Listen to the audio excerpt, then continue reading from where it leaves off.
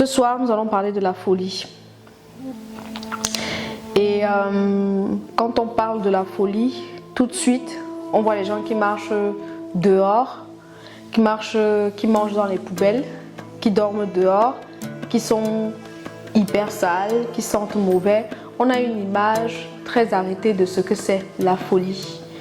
Mais vous allez vous rendre compte ce soir que la folie peut revêtre plusieurs formes. Et elle peut même se cacher là où on ne le pense pas. Donc ce soir, je vais vous parler de la folie accompagnée de Maître K. Bonsoir Maître.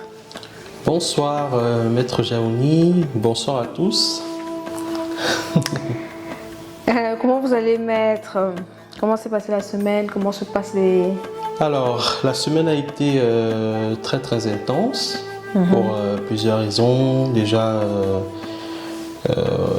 j'ai aidé plusieurs personnes qui avaient des soucis. En plus, l'école spirituelle avance bien. Il y a beaucoup de personnes qui ont commencé à suivre les cours et tout. Et en plus, la mise en place de l'application mobile n'a pas été facile, quoique rapide. Donc, tout ça, c'était une bonne semaine quand même assez chargée. Mais il y a du positif, c'est que voilà, ça permet encore un peu plus d'édifier les gens, ça les rapproche un peu plus de la spiritualité, on va dire une spiritualité de proximité, donc c'est tout bénéfique quoi. D'accord, ben c'est très bien, franchement, bravo à toutes les personnes qui ont fait le pas de joindre l'école spirituelle. J'en profite aussi pour dire bravo à toutes les personnes qui rejoignent les ateliers de travail méditatif qu'on organise là, que j'organise tous les 2 samedis. N'hésitez pas, si vous n'avez pas encore validé votre inscription, n'hésitez pas à le faire. On fait des choses extraordinaires. On ne va pas parler de ça ce soir non plus. Et je vais commencer directement par la question de base. Prenez des feuilles, prenez des stylos, prenez et marquez parce que ce soir, ce sera un truc de fou. Ce soir, vous allez comprendre vraiment. C'est-à-dire qu'on n'est pas là pour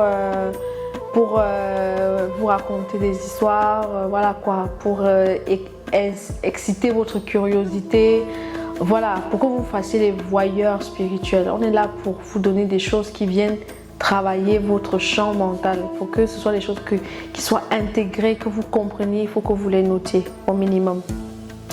Donc, c'est quoi la folie? La folie, déjà, on va dire que c'est lorsque une personne a une attitude contradictoire qui sort un peu de l'ordinaire par rapport à la communauté dans laquelle elle évolue. Pour préciser un peu les choses, imaginez que, par exemple, vous avez un collègue, un camarade, une voisine qui subitement en plein hiver, elle sort torse nu, elle se met à danser. Ouais. C'est pas une attitude normale. Complètement, ouais, complètement. Voilà, c'est un peu contradictoire avec la façon de vivre au quotidien. Donc, généralement, voilà, on associe ça de la folie. Ça veut donc dire que nous sommes tous un peu fous en fonction des circonstances. Alors, ok, d'accord. Ça mérite un verre d'eau. En fonction des circonstances, en fonction des événements et tout. C'est pour ça que des fois, quand vous entendez parler quelqu'un, ou alors quand vous ne comprenez pas sa façon d'agir, vous dites, est-ce qu'elle est devenue fou? Ouais. Donc, par exemple, voilà. Maintenant, sur le plan un peu plus mystique, cette attitude-là, cette incompréhension, généralement, on va se manifester chez le sujet à 3 niveaux. Généralement, on a un petit niveau mineur où la personne qui est sujette à la folie ou alors à des maladies mentales mystiques, dans un premier temps, elle va se rendre compte qu'elle aura une sensation d'oppression. Peut-être dans une salle, elle sent une atmosphère pesante, peut-être dans ses rêves, elle se sent un peu persécutée et tout. Puis va se venir assez vite la deuxième phase. C'est là où elle peut commencer à ressentir physiquement des choses. Par exemple, une sensation de présence aux pieds, au ventre, peut-être des cicatrices sur le corps, des choses comme ça. Et quand ça monte au niveau de la tête, C'est là que ça commence à être compliqué parce que là on est dans la troisième phase. Et dans cette phase-là, beaucoup de choses mentales commencent à se produire. Elle peut entendre des voix, elle peut voir des choses qu'elle seule voit. Vous allez souvent voir des gens qui commettent des actes incompréhensibles. Peut-être ils sautent par les fenêtres, ils se mutilent, ils font ci, ils font ça. Parce qu'ils sont reconfigurés spirituellement dans un monde où ils voient, ils perçoivent leur environnement d'une manière totalement différente d'une autre. Même dans les asiles psychiatriques, vous allez les voir, des gens un peu trop agités, qui vont vous dire éloigne-toi de moi, il y a ci, il y a ça, tout paniqué ou pétrifié, donc voilà. Oui, mais évidemment, il y a souvent ces cas-là quand on a forcé l'ouverture du troisième œil, par exemple. Quand on a forcé l'ouverture du troisième œil et qu'on n'a pas été suffisamment préparé, on accède en fait à un monde invisible qui est complètement déstructuré et qui est en fait à l'image de notre propre psyché. Donc à ce niveau-là, est-ce qu'on met dans la même case les personnes qui sont souvent dites originales, en gros, les personnes qui ont un mode de vie complètement décalé, ou alors c'est juste une affaire de psychisme? Alors, comme je le disais d'emblée, une fois que les gens n'ont pas l'habitude, lorsque vous sortez un peu des habitudes de vie des gens, vous allez paraître un peu fou. Même les grands savants l'ont été à un moment de l'histoire. Et on a pris les gens pour des fous, ceux qui avaient dit que la Terre était ronde. Pourtant, tout le monde croyait qu'elle était plate, par exemple. Donc, dans ce contexte-là, oui. Mais maintenant, d'une manière un peu plus spirituelle, voilà, il y a un ensemble de choses, de paramètres qu'il faudra prendre en compte. Il y a un mot joli qu'on emploie souvent, on dit la schizophrénie. Oui, tout à fait. Par exemple. Ça, c'est typiquement un cas de folie, de maladie mentale spirituelle. On verra peut-être dans la suite comment il faut gérer ça ou pas. Mais toujours est-il qu'il y a une différence à faire quand même entre des gens qui sortent de la masse et des gens qui sont vraiment atteints spirituellement. Parce que de toute façon, si vous voulez progresser, marquer votre existence de manière positive, vous devez sortir de la masse. Tout à fait. Parce que la masse, elle ne pense pas. Et plus vous allez évoluer, c'est comme une pyramide. En bas, les gens ne pensent pas, ils réagissent aux événements. Et plus vous êtes évolué, plus vous êtes un peu différent, ce qui est un peu normal. Non, parce que ce qui est normal, hein, dès qu'on commence à être un peu différent des autres, soit par notre façon de penser, on peut être traité de fou. Et ce qui est drôle, c'est qu'on va être traité de fou, comme vous dites, mais nous, on traitera les autres de fous parce qu'ils ne comprennent pas ce que nous Parce qu'ils ne comprennent pas ce que nous on fait. Et c'est fou d'ailleurs parce que... Pas mal, le jeu de mots. Ouais, c'est fou d'ailleurs parce que même les fous qu'on retrouve, eux-là, qui sont vraiment atteints psychiquement, qui sont en complet décalage avec la vie complètement déstructurée, eh bien, on a souvent le sentiment que eux ils nous prennent souvent pour des fous en fait. Que eux ils sont dans leur pleine raison, contrairement à nous. Eux ils sont dans leur pleine raison de manger dans la poubelle, contrairement à nous. C'est quand même quelque chose. Ouais, Comment est-ce qu'un fou... Oui, c'est fou. Je suis partagée entre deux choses ce soir en parlant de ce sujet. C'est qu'il y a l'aspect folklorique, l'aspect...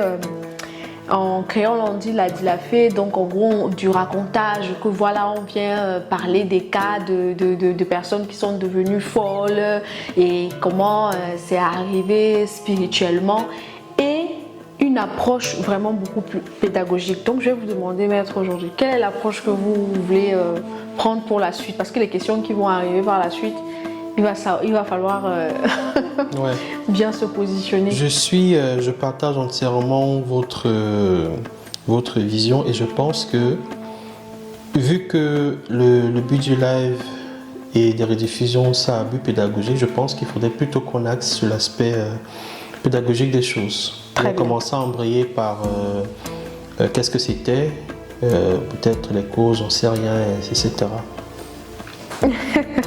On commence déjà à avoir quelques réactions. Hein. Les vrais fous sont les plus à l'aise, ils ne payent pas de facture, pas de loyer, pas d'impôts.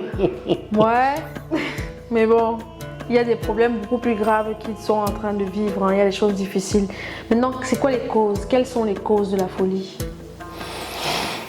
Les causes de la folie, Ce n'est pas standardisé, hein, mais de par mon expérience, j'aime souvent les classer en quatre catégories, trois catégories. Premièrement, il y a la folie psychologique classique, j'ai envie de dire. Elle survient généralement à la suite d'un traumatisme puissant. Oui. Vous pouvez avoir des gens du jour au lendemain qui deviennent folles parce qu'elles ont subi un traumatisme énorme dans leur existence. C'est peut-être la perte d'une personne chère, c'est peut-être une déception amoureuse très poussée et la personne pète un peu les plombs. Et on va parler dans le domaine médical, pour faire un peu joli, de dépression. Mais quand elle est très poussée, il y a une déconnexion neuronale qui va se faire et les corps physiques, mentaux ne seront plus alignés et vous aurez une personne complètement différente de son être. Voilà. Et aussi, il peut arriver des fois où lorsque vous recevez un coup un peu violent, peut-être pas un accident ou alors une gifle un peu trop poussée, il y a des parties sensibles dans le corps qui font en sorte que lorsqu'on les touche, même par friction, la personne s'évanouit. Bon, ça on les apprend dans les arts martiaux, je ne vais pas apprendre ça ici, mais c'est pour dire que un point bien touché d'une manière précise, une personne peut avoir ce dérèglement-là. Bon, ça c'est sur le plan purement classique. Et je voudrais juste même rajouter que sur le plan classique des choses, lorsque le cerveau fait ça, c'est généralement pour protéger la personne. Parce que parfois, l'événement a été tellement choquant que si la personne elle reste dans son comportement normal, elle peut être complètement... elle peut complètement plonger, elle peut ne pas arriver à digérer. Et généralement, le cerveau procède à ce genre de shunt-là. Parfois, quand vous vivez des événements qui sont difficiles, vous oubliez. Vous oubliez, c'est un mécanisme de protection, oui, c'est un mécanisme de protection de votre mental. Vous oubliez parce que vous ne pouvez pas gérer la charge émotionnelle liée à cet événement, vous oubliez. Et ça va donc justement beaucoup plus loin en vous coupant complètement de la réalité parce que voilà, l'événement a été suffisamment impactant et vous n'avez pas la force mentale pour le digérer. Ça, c'est vraiment le cas normal, le cas normal de folie, quoi. C'est un peu comme, moi je connais une personne, une dame, elle avait passé beaucoup de temps avec un monsieur, ils se sont séparés, le mec lui a fait un gosse. Bon, quand ils se séparent, elle est enceinte, elle ne le sait pas. Après, bah, la grossesse prend corps et tout, mais comme elle a... La haine est passée de l'autre côté de la vibration, c'est devenu... L'amour est passé de l'autre côté de la vibration, c'est devenu la haine. Donc du coup, elle a fait un rejet de tout ce qui concernait ce mec. Et ça faisait en sorte que la grossesse, elle a eu ce qu'on appelle maintenant le déni de grossesse. Elle a fait un déni, oui. Mais ça existe depuis des siècles. Donc le cerveau a rejeté complètement tout ce qui concernait le gars. Même la grossesse, elle ne s'est pas rendue compte qu'elle était enceinte. Ouais, c'est quand elle part aux toilettes, elle rencontre qu'un truc sort, mais c'est quoi, c'est tout ça. Vous voyez jusqu'où le cerveau peut aller quand on a des traumas. Voilà, et du coup, une personne classique va dire elle est folle, comment quelqu'un ne peut pas savoir pendant 9 mois qu'elle est enceinte, c'est une sorcière, nanana. Mais il y a des choses particulières, notamment avec le déni de grossesse. Hein. C'est-à-dire, il y a des femmes qui, quand elles témoignent de leur déni de grossesse, on se rend compte en fait que l'enfant, dans l'instinct de protection et le corps même dans un instinct de protection où on ne sait pas, l'enfant il va se développer pratiquement au niveau de la colonne vertébrale. C'est-à-dire que le ventre, au lieu de sortir, reste plutôt à l'intérieur dans l'enfant. Il se développe au niveau de la colonne vertébrale. Clairement, elle peut faire ces 9 mois-là sans se rendre compte qu'elle est enceinte, sans que ça ne lui pose un quelconque problème, quoi. Donc c'est quelque chose de particulier. Et quand on vit justement des émotions qui sont difficiles et qu'on en arrive là, la folie n'est pas souvent très loin. Hein. Ouais, c'est clair, c'est clair. Et bon, ça c'est sur le plan, j'ai envie de dire, c'est une cause, elle n'est pas très courante, mais elle existe. On n'est pas vraiment dans l'aspect spirituel des choses, mais comprenons que ça fait quand même partie de quelque chose qui existe. Maintenant, donc, si on entre sur l'aspect spirituel des choses, oui. Il y a une autre cause de la folie qui peut être initiatique. Je m'explique. Il y a des gens, quand ils naissent, ils ont certaines prédispositions spirituelles, ésotériques. C'est-à-dire qu'ils peuvent vous voir, ils ont des dons de voyance, de guérison, ainsi de suite. Et du coup, ils refusent peut-être cette mission-là. Et il y a certaines civilisations, certains villages où quand vous avez ces dons-là et que vous n'acceptez pas votre mission, vous devenez fou. Et lorsque vous acceptez votre mission, vous devenez normal. Donc il y a ce cas-là où même quand une personne naît, elle a une transition entre sa vie d'avant et sa vie présente. Le temps que tout s'harmonise, elle est folle après elle devient normale. C'est la folie d'initiation, la folie d'incarnation, les premiers. Enfin, voilà, ça c'est des choses qui font vraiment partie du process d'évolution de la personne. Dans les mécanismes, si la personne n'a pas terminé, elle va faire un petit coup de folie. Elle refuse une initiation, elle refuse de prendre, comme le maître dit, de prendre ses attributs, son rôle auprès de sa communauté. Elle est frappée de folie jusqu'à ce qu'elle finisse par accepter. Tout à fait. C'est fou ça. Oui, ça existe assez souvent et ces personnes-là sont très très fortes. Maintenant, il y a une autre cause possible et d'ailleurs, j'ai envie de dire c'est la plus répandue. Ce sont les folies de type rituel. Alors, je vais prendre 2-3 exemples. Par exemple, vous partez chez les apprentis sorciers. C'est une formule qui signifie que vous pratiquez les choses sans être des experts. Donc vous allez voir peut-être des gens qui vont aller utiliser des trucs divins à des fins profanes. Je prends un exemple. Peut-être un livre, peut-être une canne chargée, peut-être, je sais pas moi, une bague, j'en sais rien. Oui. Donc vous allez voir des gens... classiques. C'est ça. Vous allez voir des gens, ils voient un livre sur Internet. Ou alors ils voient une vidéo sur Internet, alors une astuce. Lui, il part, il applique. Et il ne sait pas, il n'est pas préparé de manière à ce que quand peut-être l'entité va apparaître, il devra nourrir l'entité. Voilà, il y a une façon d'appeler, il y a une façon de dire au revoir, il y a une façon de fermer les portes. Parce que généralement, qu'est-ce qui se passe? Quand je dis entité, on a l'impression que c'est que des monstres, des mauvais trucs. Non, même des êtres hautement spirituels de lumière. Si vous les appelez comme ça, et que vous n'êtes pas digne de les appeler, leur lumière va vous détruire. C'est ça. Il peut même vous frapper. Pourquoi? Parce que si pour appeler un ange de lumière, par exemple, ça exige que dans la préparation, vous devez peut-être jeûner, ne pas avoir de rapport sexuel, ainsi de suite. Oui, exigence de pureté. C'est ça. Ça va faire en sorte que quand leur énergie hautement élevée va arriver sur la vôtre et que vous êtes souillé, il peut avoir un effet d'électricité, d'électrochoc et ça dérègle un peu vos neurones et tout ça, quoi. Donc ça c'est par exemple des exemples de folie rituelle, mais il peut aussi arriver que ça j'ai envie de dire, imaginez que vous êtes en train de prier par exemple. Il y a des communautés où on a ce qu'on appelle des livres saints. Il peut arriver qu'on les profane. Le livre en soi même n'a pas de problème. Mais le problème, c'est que je l'avais expliqué ailleurs, c'est que quand on donne une force à quelque chose, elle prend de la puissance, elle prend de la valeur. Exactement. Donc ça veut donc dire que si des gens ont chargé leur livre, leur lieu, et que vous pénétrez comme ça, vous pouvez être frappé. Donc, mais voilà. C'est ça. Sans autorisation, vous ne pouvez pas rentrer comme ça dans les lieux et forcément vous allez être frappé.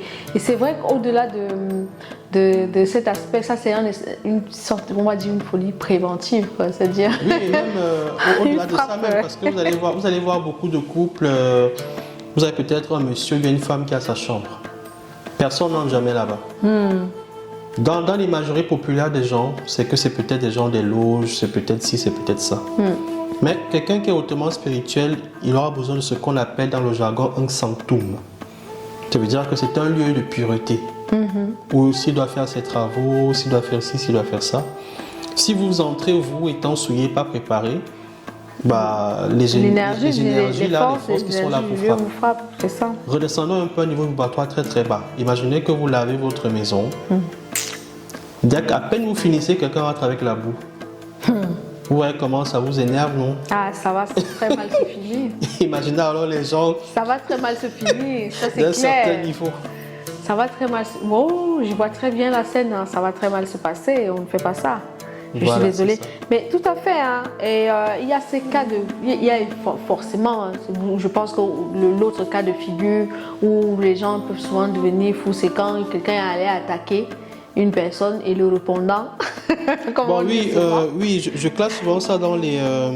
parce que après avoir parlé des folies psychologiques, là, initiatiques, rituelles et tout ça, il y a effectivement la folie provoquée. La folie, voilà, celle-là, elle est issue des sorts. Vous allez voir des gens, des femmes peut-être qui font du charme et tout. Bon, elle fait son truc. Bon, voilà, dosage mal dosé. Mal dosé. Dosage mal dosé, le mec, il devient un peu fou et tout ça. Ou même s'il ne tombe pas dans la folie, imaginez que vous aviez peut-être un homme, il était bienveillant, il était ceci, il était cela. Du jour au lendemain, il ne vous écoute plus, il fait du n'importe quoi, il vous frappe peut-être. Parce que derrière, il y a une belle femme à Poutchou qui a peut-être fait du charme et tout. Et voilà, le mec, dans le psychique, le cerveau, le mental est déréglé. Complètement. Il perd la raison. Donc voilà, et je vais prendre un autre exemple un peu plus profond que les gens ne maîtrisent pas ou négligent. Et j'ai envie de dire, pour moi, c'est le plus triste. Mais pour que je vous en parle, on se revoit la semaine prochaine. Ah ben non, je rigole. Je rigole. Mais non, Je rigole. quand même. Non, en fait, c'est la folie liée à ce qu'on appelle les esclaves mystiques. Je ne sais pas comment appeler ça dans certaines communautés. On l'appelle au con, on l'appelle... je sais pas comment D'accord, appeler ça, oui, tout à fait.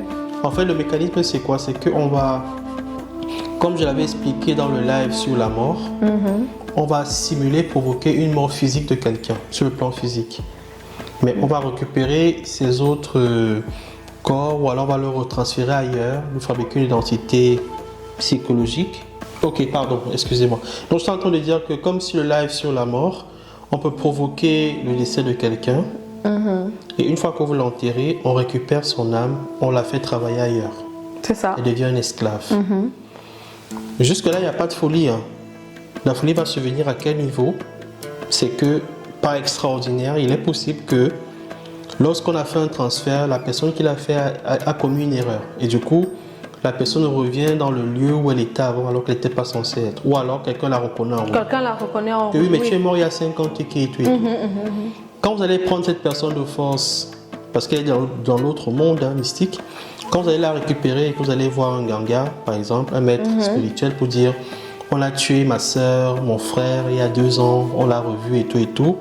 Ou alors même si vous ne le revoyez pas, mais vous êtes convaincu qu'il est un esclave mystique, vous allez dire je veux qu'on récupère mon frère, mon défunt et tout.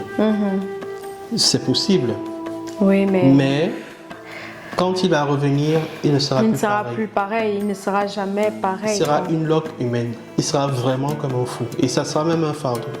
Moi, généralement, c'est des travaux que je refuse de faire parce que je me dis l'aspect psychologique des familles est beaucoup plus traumatisant. Vaudrait mieux arriver à libérer complètement la personne de ce mauvais contrat dans lequel il est et qu'il continue. C'est ça. Et encore que quand c'est vite décelé, que de le faire revenir, quoi. C'est possible de le faire, mais quand c'est parti, c'est parti. Donc non, quand c'est parti, c'est parti. Faut pas. Ça fait partie de l'une des folies vraiment travaillées, mystiques qui existent. C'est un peu aussi comme celle des loges, hein, où vous pouvez aller dans une loge, voilà, et quand vous voulez quitter, bah, comme punition, on vous envoie cette folie-là qui va se matérialiser par des choses que vous allez voir, entendre, des persécutions. On peut même vous empêcher de dormir. Imaginez que vous voulez dormir et vous avez toujours un son strident dans les oreilles, dans la tête. Si quelqu'un fait 3 jours à 7 jours sans dormir, il meurt. Hein.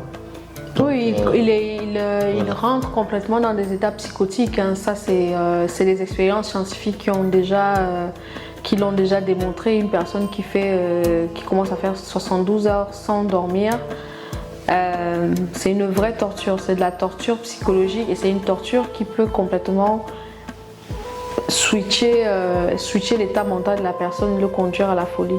Donc vous voyez que le thème de la folie, en fait, on a vraiment plusieurs aspects de la folie. Il y a cette folie-là qui est entre guillemets normale, qui fait partie parfois aussi du processus de protection du mental, qui fait partie également comment on appelle ça, d'une phase dans certaines initiations qui sont rejetées. Quand on rejette une initiation, on peut souvent être frappé de cette folie-là. Il y a forcément les cas de folie mystique lancée et ainsi de suite, ou qui sont des retours à l'envoyeur, ou alors qui sont dus aux des mauvais dosages et tout. Vous vous rendez compte que quand on parle de folie, on ne parle pas que de ceux qui ont perdu la tête, qui sont schizophrènes dans des hôpitaux et ainsi de suite. On ne parle pas que de la folie qui se voit, mais on parle aussi de cette folie-là qui se développe dans la tête de la personne et qui vous donne l'impression qu'elle est normale, mais que des fois elle a des choses un peu bizarres. Comment on sait qu'on est fou? Avant ça, Oui.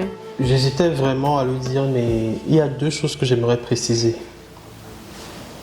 La première des choses à préciser, c'est que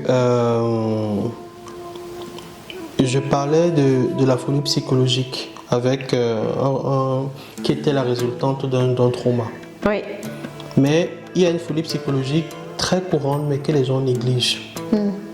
Ce sont des gens qui sont très colériques. Quand vous avez quelqu'un qui est très colérique, en fait, désolé, mais c'est la vérité, hein, c'est que cette personne est possédée par un esprit de colère. Je ne vais pas donner son nom ici parce que ça pourrait faire certaines choses. Donc, cette personne-là est sujet à cette possession-là. Donc, ça devient un peu comme une addiction, ce genre de choses. Et quand la personne est dans ces états, elle est même capable de vous tuer. Oui, et après, elle se demande qu'est-ce qui s'est passé. Oui, après, elle se demande ce qui s'est passé. Parce que n'oublions pas qu'il y a des énergies basses et des énergies hautes. Quand une énergie basse survient, par exemple la colère, qu'est-ce qui se passe? C'est que vous avez un champ énergétique autour de vous qui vous protège, qui vous donne de l'énergie. On a les chakras, on a l'aura, on a d'autres choses. Donc quand une personne est en colère, non seulement ça absorbe toute la charge positive et ça ouvre des portes à des choses, voilà. C'est pour ça que je le dis pourquoi, parce que la semaine dernière, j'ai justement eu un cas comme ça. Dieu merci, on n'a pas foulé le pied. Et c'est pour ça que j'ai décidé d'ouvrir un service spécial pour gérer les addictions, dont la colère. C'est super important. Bon voilà, en tout cas, dans cette vie-ci, on aura tout mis à votre disposition. Hein. Le moment venu, quand vous allez faire votre bilan, si quelqu'un reste... et dit que je n'ai pas été aidé, ce sera de sa faute, voilà, donc, franchement. Il y a une chose que je voudrais rajouter, la folie n'est pas une entité. Ok, la folie n'est pas une entité, la folie c'est une manifestation de plusieurs facteurs. Et c'est ce qu'on a expliqué. Je réponds là comme ça aussi à un télo qui posait la question, mais mystiquement, la folie en elle-même, c'est quoi? Il n'a pas suivi le cours. Il n'a pas suivi le cours. Il n'a pas compris. Là, on ne va jamais... C'est-à-dire que quelqu'un qui connaît ne doit jamais venir vous dire qu'il y a l'esprit de folie. Ça n'existe pas. Non, ça n'existe pas. L'esprit de folie, ça n'existe pas. La folie est une manifestation. C'est-à-dire qu'il y a les causes et les effets. La folie est un effet de plusieurs causes, d'une ou plusieurs causes. Et c'est ce qu'on a expliqué. Les origines de la folie, c'est ça. La folie est un effet et il y a des causes à cet effet-là. La folie va être ce qui va être manifesté. Mais d'où viennent ces manifestations? C'est ce dont on a parlé plus en amont. Donc parfois karmique, parfois une initiation, parfois des rituels qui ont mal tourné et ainsi de suite. C'est comme ça. Parfois un sort et c'est ça qui peut conduire à la folie. Et la folie, c'est quoi? C'est à ce moment-là où on switch dans le mental, où on est complètement coupé de notre réalité, où on est déconnecté, où on change complètement d'attitude, où on n'est plus dans la normalité. Et d'ailleurs même, je veux aussi rajouter ou préciser un truc. On a dit qu'il y avait la folie initiatique, la folie psychologique, la folie des sorts, la folie des rituels et tout ça. À l'exception de la folie initiatique, tout le reste, les gens qui sont malheureusement sujets à des folies ou des maladies mentales très poussées, ce sont des gens avec un bagage karmique ultra lourd. Et du coup, ça fait en sorte que je l'avais expliqué, hein, que il y a des fois où, au lieu d'évoluer, vous évoluez. Exactement. Et la folie rend l'homme à l'état animal des choses. Exactement. Mangez dans les poubelles, vous criez, vous êtes incompréhensible. Même physiquement, vous êtes comme un animal. Exactement. Parce que vous avez évolué, vous avez tellement fait des choses qu'à un moment donné, ce n'est plus possible de porter ça. Donc vous évoluez et pour refaire le chemin inverse, c'est un peu compliqué. Ouais, c'est souvent très compliqué. Et ça me fait penser même encore à une chose, c'est que on parle de la folie comme ça. Et donc ne dites pas aux gens que je t'aime à la folie. Ah, les gens qui disaient que je t'aime à la folie là. Sachez que toutes les énergies qui vous dépassent, toutes les forces qui se présentent à vous et qui peuvent être plus fortes que vous, peuvent griller quelque chose en vous et vous conduire à la folie. Il y a souvent, à l'église là-bas, j'entends souvent que l'amour de Dieu est folie pour l'homme. Non, là, c'est ça. Vous recevez la lumière. Quand vous recevez vraiment la lumière, par exemple, pour la première fois, ça dépasse tellement votre entendement que si vous n'êtes pas prêt, donc l'exigence de pureté avant de faire certaines choses, on vous a dit avant de faire certains types de rituels, avant d'appeler tel esprit, tel type d'entité, il y a une exigence de pureté, même quand ce sont des êtres entre guillemets de lumière. Il y a là-bas, alors c'est même, voilà. Il y a une exigence de pureté qui fait que si vous ne faites pas les choses comme ça et que vous partez faire votre rituel, si vous devenez fou, ce n'est pas que l'esprit ou ce que vous avez appelé ou que le rituel vous a rendu fou. C'est que l'énergie qui est descendue est arrivée et a trouvé un hôte ou alors quelqu'un qui l'a... Oui, un hôte, oui c'est ça, quelqu'un qui accueille c'est un hôte. Un hôte qui n'était pas à la hauteur et ça a grillé les neurones. Et vous les voyez tous les jours, hein, ce que vous appelez les trans. Ouais. Vous croyez que c'est quoi? Bah, c'est quand l'énergie divine descend, la vibration la plus haute vient traumatiser la plus basse et vous êtes en transe. Hein. À des niveaux élevés, voilà.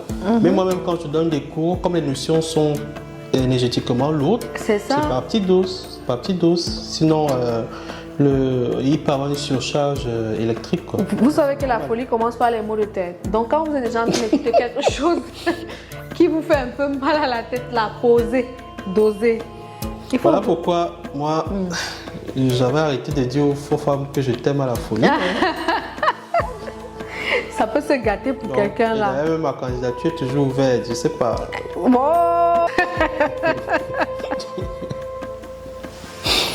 c'est terrible, mais maintenant on commence à voir qu'on est fou. De toute façon, on sait tous, enfin non, on ne sait pas. On réalise qu'on est tous un peu fous, hein. Ouais. Certains aspects. C'est vraiment une histoire de fou. C'est clair. Alors, comment savoir qu'on est fou? Je me présente, maître. Je vais peut-être surprendre les gens, mais tous les fous que vous voyez dehors là, ils ne sont pas fous 24 sur 24. Hein. Oui. Il y a un moment dans la journée, 2 minutes, 5 minutes, voilà, où ils sont normaux. Ils savent qu'ils sont fous. Ils savent ce qui a créé ça. Et c'est une grosse détresse. Ils préfèrent repartir ou plonger dans la folie. Voilà, surtout que nous sommes dans un monde de pôle, de polarité. Même nous qui sommes entre guillemets normaux, il y a des moments où on ne l'est pas. Je parlais de la colère, je parlais de l'incompréhension des autres, ainsi de suite, ainsi de suite. Sur l'autre côté, les gens qui sont plus polarisés dans leur folie, entre guillemets, ça fait en sorte que ils sont soumis à la même loi, la loi des pôles. À un moment donné dans la journée, ils savent qu'ils ne sont pas normaux. C'est ça, ils basculent. Ils regrettent et tout ça, donc ça arrive. Moi, je me souviens quand j'étais encore en école d'Angers, il y avait un fou. Il y avait un fou qui se baladait dans les poubelles près de l'école. Et des fois, il était vraiment dans une folie extrême. Et quelquefois, on l'avait déjà surpris avec d'autres camarades en train de résoudre des problèmes de maths. Et les gens qui connaissaient un peu l'histoire de ce fou-là disaient que c'était un jeune homme hyper intelligent. Il était très fort en maths, je crois qu'il était à l'université, un truc comme ça. Il devait sortir, il devait aller faire, je sais pas moi, entrer à l'école normale pour être prof de maths et tout. Et du jour au lendemain, il a sombré dans la folie. Donc il y avait des fois comme ça, il marchait toujours. Moi, je n'avais jamais vu un fou avec des cahiers et des stylos. À des moments, il s'asseyait dans un coin, tac, il écrivait. Il résolvait, on voyait des X, des Y, des formules mathématiques dans son truc. Et à cette époque, moi, j'ai trouvé ça tellement navrant parce que c'était toute une vie comme ça qui avait été foutue en l'air. Et il y a beaucoup de personnes qui utilisent aussi ces fous-là Parce que malheureusement, j'ai vu son arrière-train et c'était... Bon, Ouais, ça sera certainement notre live sur Wow. les pratiques ésotériques bizarres. Oui, mais, je pense qu'il faut qu'on fasse un live sur les pratiques ésotériques bizarres et qu'on prenne l'aspect des gens qui utilisent justement les gens qui sont folles pour leur rituel. C'était... Et d'ailleurs même, pour répondre à la question, en dehors, enfin la question qui est comment savoir qu'on est fou, ils savent à un moment donné, mais dans la majeure partie du temps, les gens qui sont ou qui sont déjà dans la folie ne s'en rendent pas compte. C'est justement l'entourage, de par la définition même de la folie, maladie mentale qu'on a mis au début là. C'est-à-dire que c'est qu'on va voir un changement incompréhensible par rapport à nos standards de vie, qu'on va comprendre qu'attention, ce mec est en train de sombrer et tout. Et quand c'est comme ça, il faut vite, très très vite prendre des mesures, sinon c'est un peu compliqué quoi. Ce que je déplore dans les hôpitaux, c'est que on soigne les maladies psychiques, spirituelles avec des médicaments qui agissent sur le corps. C'est comme si vous avez un problème d'encre et vous changez l'écran. C'est pas normal. Donc, la médecine a ses limites, la médecine conventionnelle a ses limites, même s'il commence à admettre qu'il n'y a pas que le physique. Bon, ça c'était une parenthèse. C'est pour dire que quand ça arrive, il faut prendre les moyens et là on ne tâtonne plus. c'est clair, on ne tâtonne plus et puis parfois il y a des... En fait, vous savez, quand une personne est folle, suivant l'origine de sa folie, si on essaye de venir la soigner, elle peut fuir. Bien sûr, c'est pour ça qu'on enchaîne. Voilà, et elle ne va pas fuir spécialement parce que elle est consciente qu'on vient la soigner, mais parfois ce sont les choses qui la téléguident qui font tout pour la dégager de là. C'est pour ça que dans chacune des folies, chacun des cas de folie que vous pouvez voir, il faut comprendre l'origine de la folie en question. Il faut comprendre l'origine et j'ai lu ça quelque part en commentaire. Ce n'est pas parce qu'une personne a des moments de clarté, c'est-à-dire que dans sa folie, elle a des moments de clarté, que ça veut dire que c'est un signe, c'est un début de guérison. Ça n'a rien à voir. C'est pas, non, ça n'a absolument rien à voir. C'est comme quand quelqu'un est très très malade pendant des mois et des mois. Après un jour ou deux, il commence à aller bien. S'il est encore à l'hôpital et qu'il n'est pas rentré chez lui, sachez que vous avez un cadavre qui arrive, quoi. Donc c'est un peu comme ça. Mais bon. La folie peut-elle être considérée comme de l'envoûtement? Non. L'envoûtement, on garde quelque part un peu... Envoûtement, je dirais pas, mais peut-être la conséquence d'un envoûtement qui a mal tourné. Et ça crée ce qu'on appelle les dommages collatéraux. C'est un peu vous allez voir maintenant les jeunes hommes, ils ont soit tous des problèmes de fécondité, de fertilité, ou les gros ventres alors qu'ils voient peut-être pas forcément. C'est tout ça mélangé. Parce que si vous avez un beau mec, qu'il aime les femmes ou pas, et que chaque femme met sa sauce et qu'il mange, à un moment donné, ça laisse des dépôts. Il va avoir des comportements psychotiques. Voilà. Et c'est ça que même physiquement, vous allez voir des gens avec des gros ventres, des gens obèses, des gens qui ont toujours des problèmes de diarrhée, qui ont mal. C'est tout ça mélangé. Donc, femmes comme hommes, ça peut arriver. Parce que les hommes pratiquent déjà beaucoup de nos jours, mais c'est majoritairement les femmes. Vous allez voir ce genre de choses. Donc, un envoûtement qui a mal tourné, quand c'est encore bien, vous avez des petits bobos physiques, mais quand ça atteint un certain niveau, vous pétez les plombs. Une personne toujours ailleurs, pas dans le moment présent, peut-il être considérée comme fou? Personne ailleurs, c'est-à-dire? Enfin, qui a un peu la tête tout le temps ailleurs. Ah non, oui, c'est ce qu'on expliquait en début là. Non, ça n'a rien à voir. Non, pas systématiquement. Il ne faut pas confondre notre authenticité et maladie psychique. À un moment, il faut se poser pour voir la différence entre les deux. On ne va pas parler de chaque cas, de chaque nuance dans chaque cas. Sinon, on est là pour 2 mois en live non-stop pour parler de ça. Donc là, les éléments qu'on a sortis pour présenter les différents aspects de la folie, c'est vraiment ce qu'on vous a donné en début et qu'on a encore rappelé là. Donc le fait d'être ailleurs, d'avoir la tête un peu en l'air, ça ne fait pas de vous un fou, hein. Pas systématiquement. Ça peut être une manifestation de folie, mais on ne peut pas prendre ça comme quelque chose qui indique clairement qu'on est fou. C'est pas possible. Et parfois il y a des fous qui s'ignorent. Je complexifie encore le truc. Alors, qu'est-ce que je fais? On va peut-être commencer par répondre à quelques questions. On a encore... Moi, je voudrais quand même qu'on avance sur comment éviter la folie. N'hésitez pas à vraiment poser toutes les questions. On va les reprendre progressivement. N'hésitez pas à poser toutes vos questions. Donc, comment on va éviter la folie? Parce qu'on a dit qu'il faut quand même éviter aussi de donner le bâton pour se faire battre. Il faut arrêter de lire les livres bizarres sur Internet. Moi, je suis nouveau sur TikTok, hein, mais je vois que tout le monde est savant là-bas et ils donnent souvent des choses incongrues encore, ça passe. Vous restez juste idiot.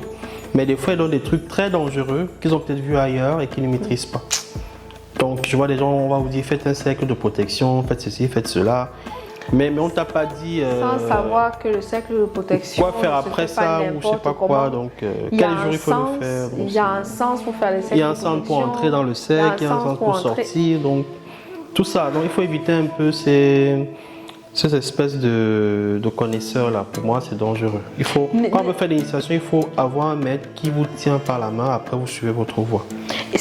Moi je dis toujours aux personnes de ma communauté, aux personnes qui me suivent régulièrement, il y a des personnes là qui suivent régulièrement, qui suivent toutes les publications, donc ils ont le fil de toutes les pensées. Il y a des gens qui débarquent souvent comme ça, ils ne comprennent pas ce qui se passe, ils ne savent pas où ils sont tombés, mais je leur dis toujours le discernement avant tout.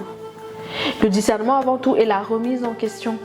Ce que vous avez accepté hier, faute de connaissances, apprenez à le remettre en question.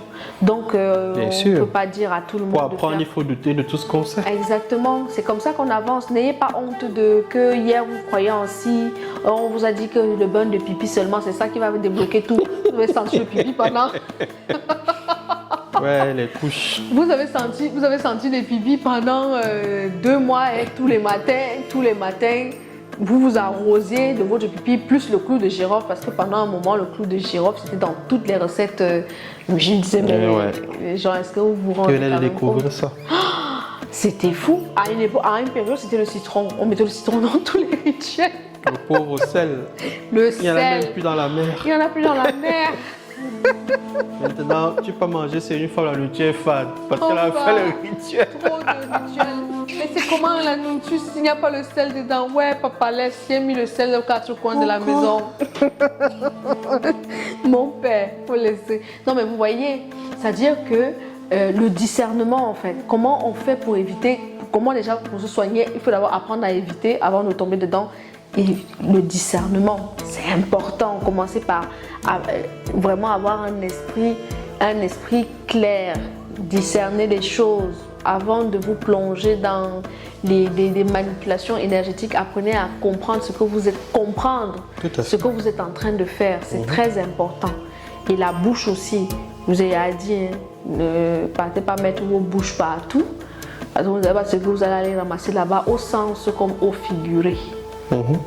Et quand on a dit ça, c'est vrai que dans l'absolu, quand on a une bonne protection, quand on est assez élevé, on est quand même à l'abri de certaines choses, quoi. Je ne parle pas des trucs des petits trucs qu'on fait en scarifiant, je sais pas trop quoi là. Je parle de la vraie protection, hein. Normalement ça devrait quand même passer. Je vois une question intéressante, on me dit là, peut-on transférer la folie à un animal? Oui, on le fait. Et je vais vous donner un scoop. Dans la Bible, on vous a dit qu'il y a un mec qui a transféré la folie. Qui a transféré. Il se comportait comme un fou, mais en fait, on nous dit, ouais, il était pauvre. Là, au moins, ils n'ont pas menti. En tout cas, dans le principe. Moi, par exemple, quand je fais de l'exorcisme, de la démonologie, lorsqu'on enlève une entité, on ne tue pas une entité qu'on enlève. Pour éviter qu'elle ne fasse des dégâts sur d'autres personnes, généralement on la transfère sur d'autres corps. Quand je dis corps, il n'y a pas que vous, hein, le corps humain. Il Il y a des corps minéraux, il y a des corps ceci.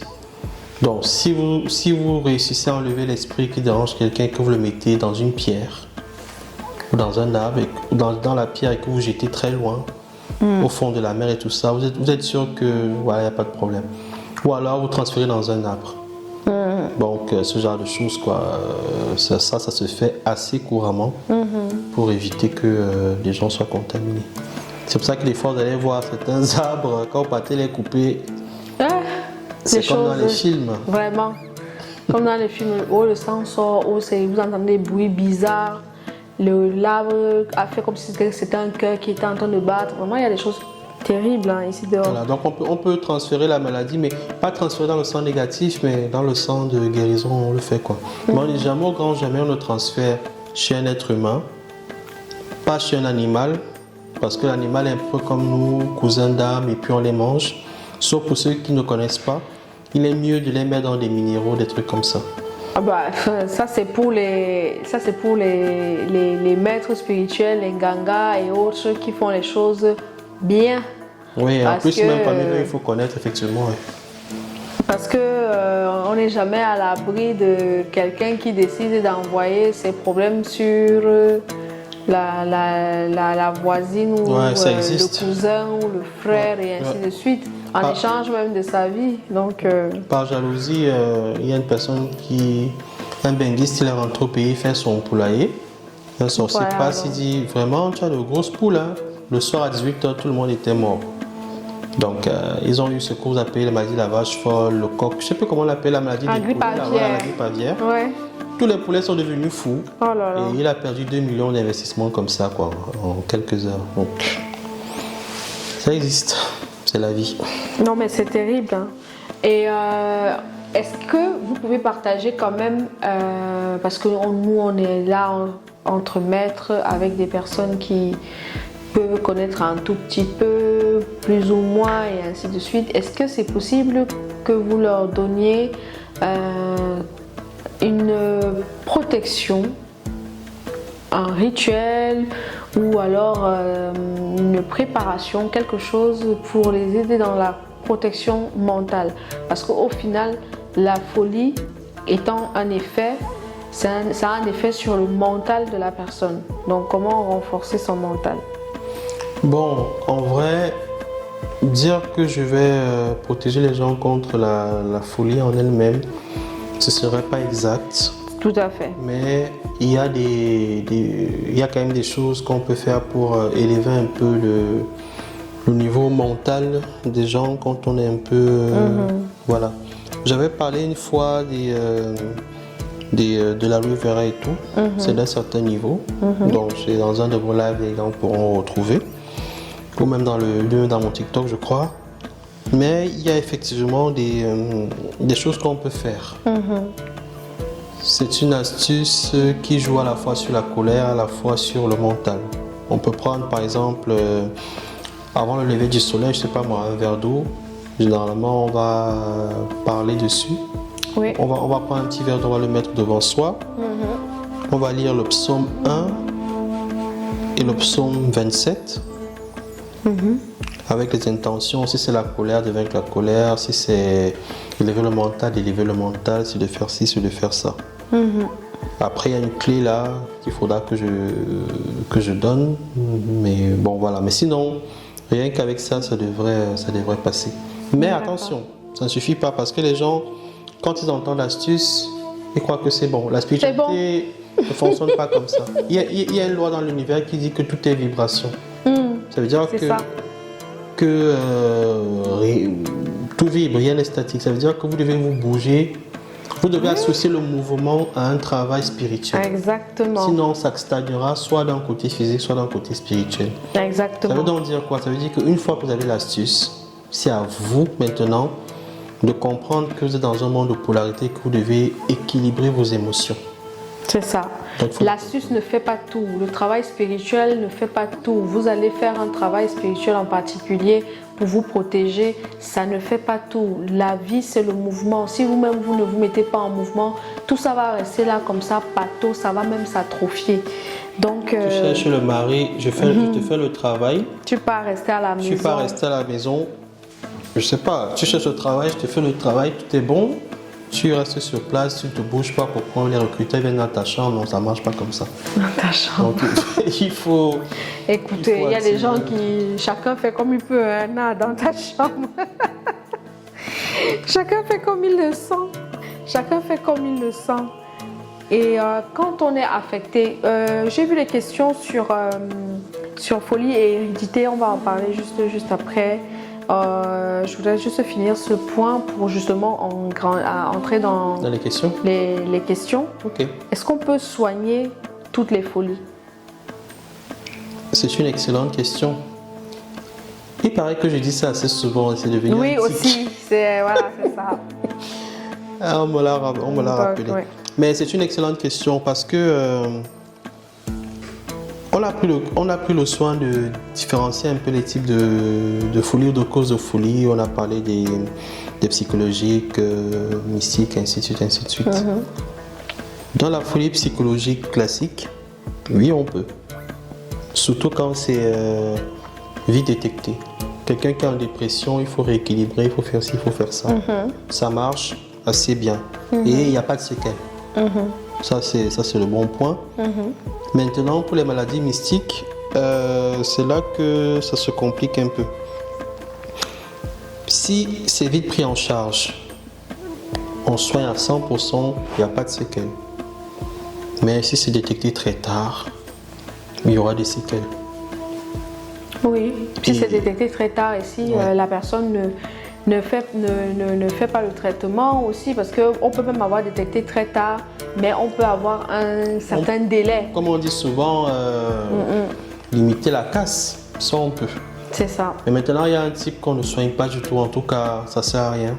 C'est celui que j'évoquais tantôt. Quand on a zombifié la personne. Quand on a zombifié la personne, un esclave mystique, vous allez le faire revenir, ça je peux, mais vous allez avoir quelqu'un qui a les yeux révulsés, qui ne parle pas, qui est comme un loc humain, toujours enchaîné, il a perdu la boule. C'est compliqué. C'est complètement animalisé. Parce que je dis non seulement c'est de l'effort gaspillé pour le maître qui va bosser, mais psychologiquement, c'est dur pour les familles. C'est dur pour les familles parce que généralement, elles sont dans l'espoir qu'elles vont retrouver leur personne en bon état. Ah ben non, oublions. Et même quand on leur explique. Je crois que c'est souvent, même pas je crois, c'est souvent la douleur qui leur fait y aller jusqu'au boutiste. Oui, c'est ça. Ils ne comprennent pas que ce ne sera plus la personne. Ce sera que l'enveloppe. C'est plus la même personne. Ce sera l'enveloppe et puis il y aura un truc qui va se mouvoir à l'intérieur, mais ce ne sera plus vraiment leur personne. C'est comme si on prend la Ferrari, on vous met le moteur du vélo dedans. Vous aurez sûrement la mobilette, parce que le vélo quand même... on a rien dit. Il y avait des vélos électriques, je suppose. Ah oui, moteur. Aussi, un petit moteur, oui tout à fait. Il y a un petit moteur qui accompagne, en effet au niveau des pédales. J'avais vu des questions qui étaient très intéressantes. Je pense que je vais commencer par celle-là. Alors, folie et hérédité. Donc, est-ce qu'on peut hériter de la folie? Il faut comprendre de quoi est-ce qu'on parle. On n'hérite pas de la folie. On n'hérite pas. Pour une raison toute simple. Ce n'est pas... parce que en Europe, c'est trop propre. Allons un peu en Afrique ou dans d'autres pays tropicaux. Vous allez voir des folles, elles ont leurs enfants. L'enfant n'est pas fou. Il y a des folles parce qu'elles ont conçu, parce que les gens font des pratiques bizarres et l'enfant est là. Mais l'enfant n'est pas fou. Il y a des folles qu'on viole comme des femmes normales qu'on viole aussi. Mais l'enfant n'est pas fou. Elle n'est pas héréditaire du tout, la folie. Non seulement elle n'est pas héréditaire, mais si je reviens donc justement sur les considérations psychologiques, il y a ce qu'on appelle souvent des prédispositions. Mais ça, c'est comme ça qu'on appelle à l'hôpital des prédispositions à des problèmes psychiques. Mais quand on va regarder l'origine des choses, on se rend compte que parfois, ce sont des contrats qui n'ont pas été respectés. Et le choc touche les générations dans la famille à travers cet effet-là qui est la folie. Pour rembourser, Pour pendant un rembourser. certain temps. Pour rembourser pendant un certain temps. Donc, c'est très... Mais là, c'est pas héréditaire, hein, c'est un sort. C'est un sort, c'est pas une affaire d'hérédité, mais à l'hôpital, vous allez partir, on va dire que non, comment, dans la famille, Il n'y a pas les gènes. il y a des cas, il n'y a pas le gène de la folie. Dans la famille, parce que le gène, je veux vraiment retenir, la folie, c'est un effet d'une ou plusieurs choses. On va voir à l'hôpital qu'on va faire l'examen de toute la famille. Oui, le grand-père, il n'était pas souvent bien. Ensuite, après, c'était l'arrière-grand-mère. Elle avait un grand et ainsi de suite. Ce sont des contrats. À l'hôpital, on va dire que non, vous avez des prédispositions à des problèmes psychiques. Et vous, directement, vous allez vous charger d'antidépresseurs. Malheureusement, en Occident, et pour les personnes qui ne croient pas à l'aspect spirituel des choses, elles vont tout de suite tomber sur les antidépresseurs, sur des choses qui vont venir calmer, entre guillemets, la montée en puissance de certains comportements. Mais qu'est-ce que ça va faire? Ça va les endormir. Spirituellement, ils vont être complètement shootés, complètement déconnectés de leur réalité spirituelle. Et effectivement, ça va empêcher que la folie, entre guillemets, se développe. Mais à côté de ça, ils n'auront pas réglé le problème. Ils auront juste calmé le truc jusqu'au jour où le médicament ne va plus faire effet et ils vont devoir changer de protocole. Donc, les personnes qui ne croient pas à l'aspect spirituel des choses ont des problèmes avec ça. Ils pensent que c'est une affaire d'hérédité, mais en réalité, la folie, ce n'est pas une affaire d'hérédité. C'est soit c'est un contrat qui a mal tourné, soit c'est karmique par rapport à vous-même, soit c'est votre cerveau qui est en train de vous protéger d'un burn-out, soit c'est quelque chose qu'on vous a lancé, c'est-à-dire qu'on vous a lancé, on a fait un travail spirituel pour vous atteindre par cet effet-là et ainsi de suite et ainsi de suite. Il n'y a pas un gène là qui va dire que bon, on l'a identifié. Parce que sachez une chose, dès qu'on identifie un gène, ça veut dire qu'on peut le corriger. Vous savez que dès qu'on a trouvé la représentation physique de quelque chose, tout de suite on va essayer de modifier les choses. Vous savez comment les êtres humains sont avec la science. Donc voilà. Alors ensuite, je vais mettre si vous avez vu des questions, si vous voulez qu'on commence à... Moi je suis prêt, j'attends tout. Alors, la sagesse combat l'ego, le fou combat l'ego des autres. Que doivent faire les fous pour ne plus combattre l'ego des autres? Moi c'est le gros français, hein, j'ai pas compris. La sagesse, le sage combat son ego. Alors, oui, d'accord, ok. Clairement, hein, c'est no son of nation. Si vous êtes encore sur le live, faudrait que tout le monde se calme avec les combats contre soi-même. Apprenez à vous accepter tel que vous êtes et faites de chacune des facettes entre guillemets négatives de vous des forces. Donc acceptez-vous. Évitez de vous mettre en permanence en combat, vous créez des tensions inutiles. Je préfère le dire comme ça. Ceux qui vont comprendre vont comprendre. Est-ce que... Alors, tac. Sinon, ils vont redoubler la classe. C'est clair. L'anxiété et la dépression peuvent-elles être considérées comme la folie? Bon, un stade classique normal, non. Sinon, on serait tous devenus fous. Vraiment. Mais quand ça prend un problème t'a déjà touché, une persistance dans le temps, effectivement, ça commence à être ultra dangereux. Et vous, si vous avez des maux de tête à répétition, alors d'une manière continue pendant un bon bout, commencez à vous inquiéter pour que ça quitte, quoi. Oui, commencez à vous inquiéter vraiment. Alors, une personne toujours ailleurs, pas dans le moment présent. Ok, ça on avait déjà répondu. Je crois que j'avais encore Après, eu. ils peuvent monter, hein, s'ils ont leur question. Les personnes anxieuses peuvent. Ok, est-ce que l'anxiosité est symptomatique à la folie? Oui, ça peut être c'est même parmi les débuts de symptômes. On est anxieux, on se pose des questions, plus la dépression arrive, plus ceci, plus la surcharge neuronale, plus ça clame, c'est voilà. Ça n'arrive jamais d'un coup. Ça n'arrive jamais d'un coup. Sauf quand c'est le sort. Sauf quand c'est le sort, évidemment. Sauf quand c'est le sort. Mais quand c'est quelque chose qui vient... parfois même, il y a des sorts qui commencent doucement. Hein. Il y a des gens qui font des trucs assez élaborés. Il faut savoir que c'est une technique... Si quelqu'un vous torturez. Oui, c'est ça. Et n'oubliez pas que la sorcellerie, dans l'aspect de lancer un sort, c'est une science. Hein. Donc, il y a des gens qui vous sortent des process, franchement, aux petits oignons. Hein. Alors, ça dépend de comment est-ce que la personne veut faire les choses. Est-ce qu'elle veut achever la personne d'un seul coup ou alors elle veut prendre son temps? C'est très machiavélique. Est-ce qu'elle veut prendre son temps? Ça veut dire que la personne aussi elle a les ressources pour le faire. Donc, ça peut venir comme ça par la dépression. Ça commence toujours par le mental. Ça peut venir par la dépression et on rentre dans une espèce de sphère... de cercle infernal, de sphère de descente, on descend progressivement jusqu'à être complètement... et généralement, c'est une personne qui est à côté de vous qui fait ça. Voilà, c'est jamais très Il y a aussi un type de folie là. Bon, c'est vrai que c'est dans les sorts. Quand vous avez un enfant qui est très brillant et quand vous volez son intelligence pour faire certaines choses. Forcément, quand on lève toute l'intelligence de quelqu'un... la nature a horreur du vide. Voilà, c'est ça. Donc ça arrive. C'est pour ça que la protection est très très importante, surtout pour les enfants et tout. C'est très important. Ça commence souvent dans la grossesse, hein, même avant même d'accoucher.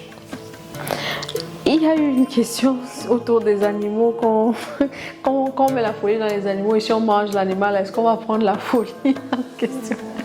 Vous n'allez pas prendre la folie, mais vous allez prendre... toutes les choses négatives qu'il a emmagasinées. Ouais. Donc, parce que les gens, l'animal a des propriétés qui sont des vitamines pour vous.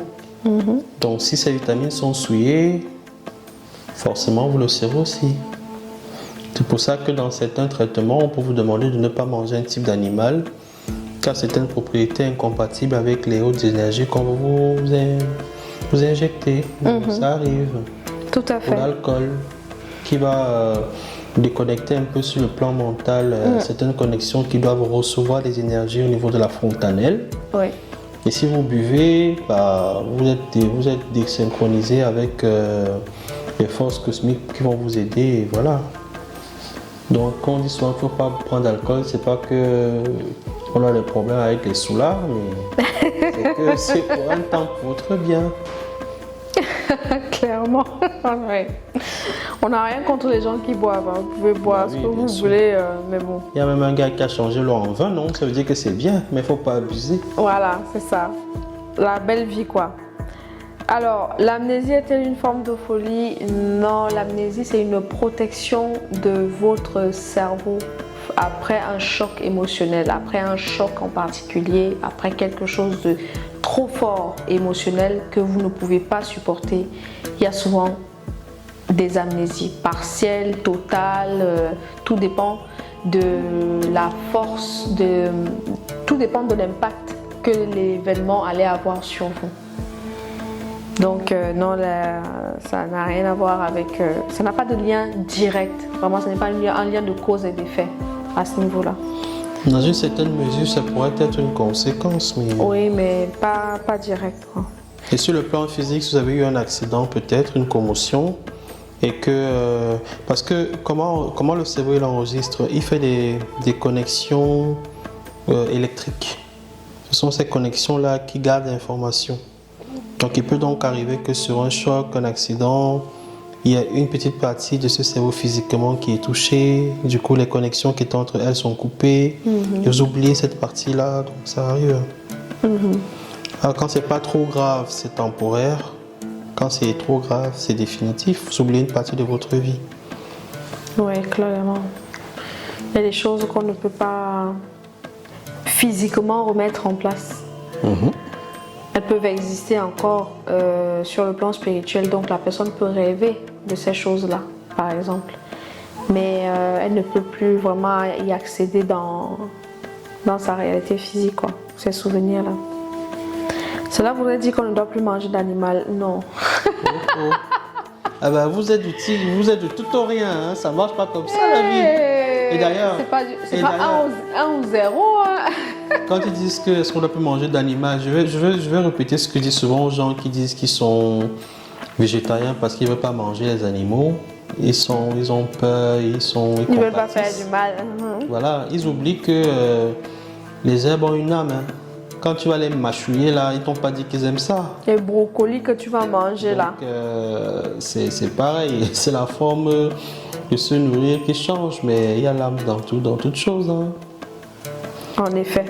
Il faut En juste effet. avoir la mesure de la mesure et ça va. En effet. Bien. Je pense qu'on est arrivé à la phase où on peut commencer à faire monter du monde. S'il y a des gens qui veulent poser des questions en direct. J'espère qu'on n'a pas trop assommé les gens, hein. C'était fou.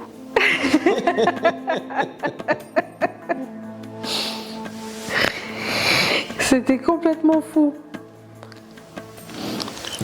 La folie, c'est quelque chose, hein. C'est-à-dire que ça ne sert à rien. Je pense qu'il y a beaucoup de gens qui font déjà comme ça, qui vous en parlent déjà comme ça, qui vous disent vraiment les génies, quand vraiment tu as refusé, nanana. Oui, ok, c'est pas...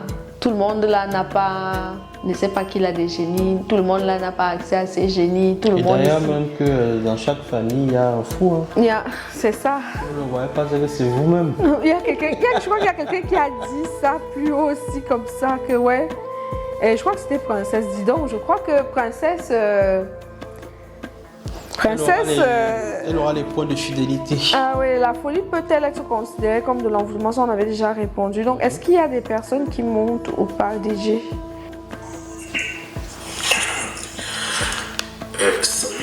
Salut à vous. Bonsoir. Ouais.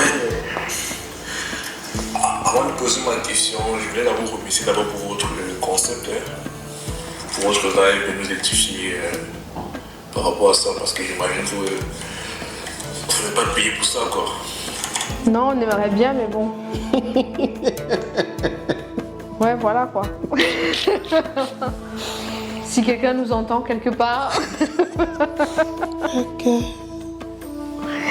Oui, merci. C'est vraiment très bien, ça nous cultive et à mieux s'instruire dans le domaine.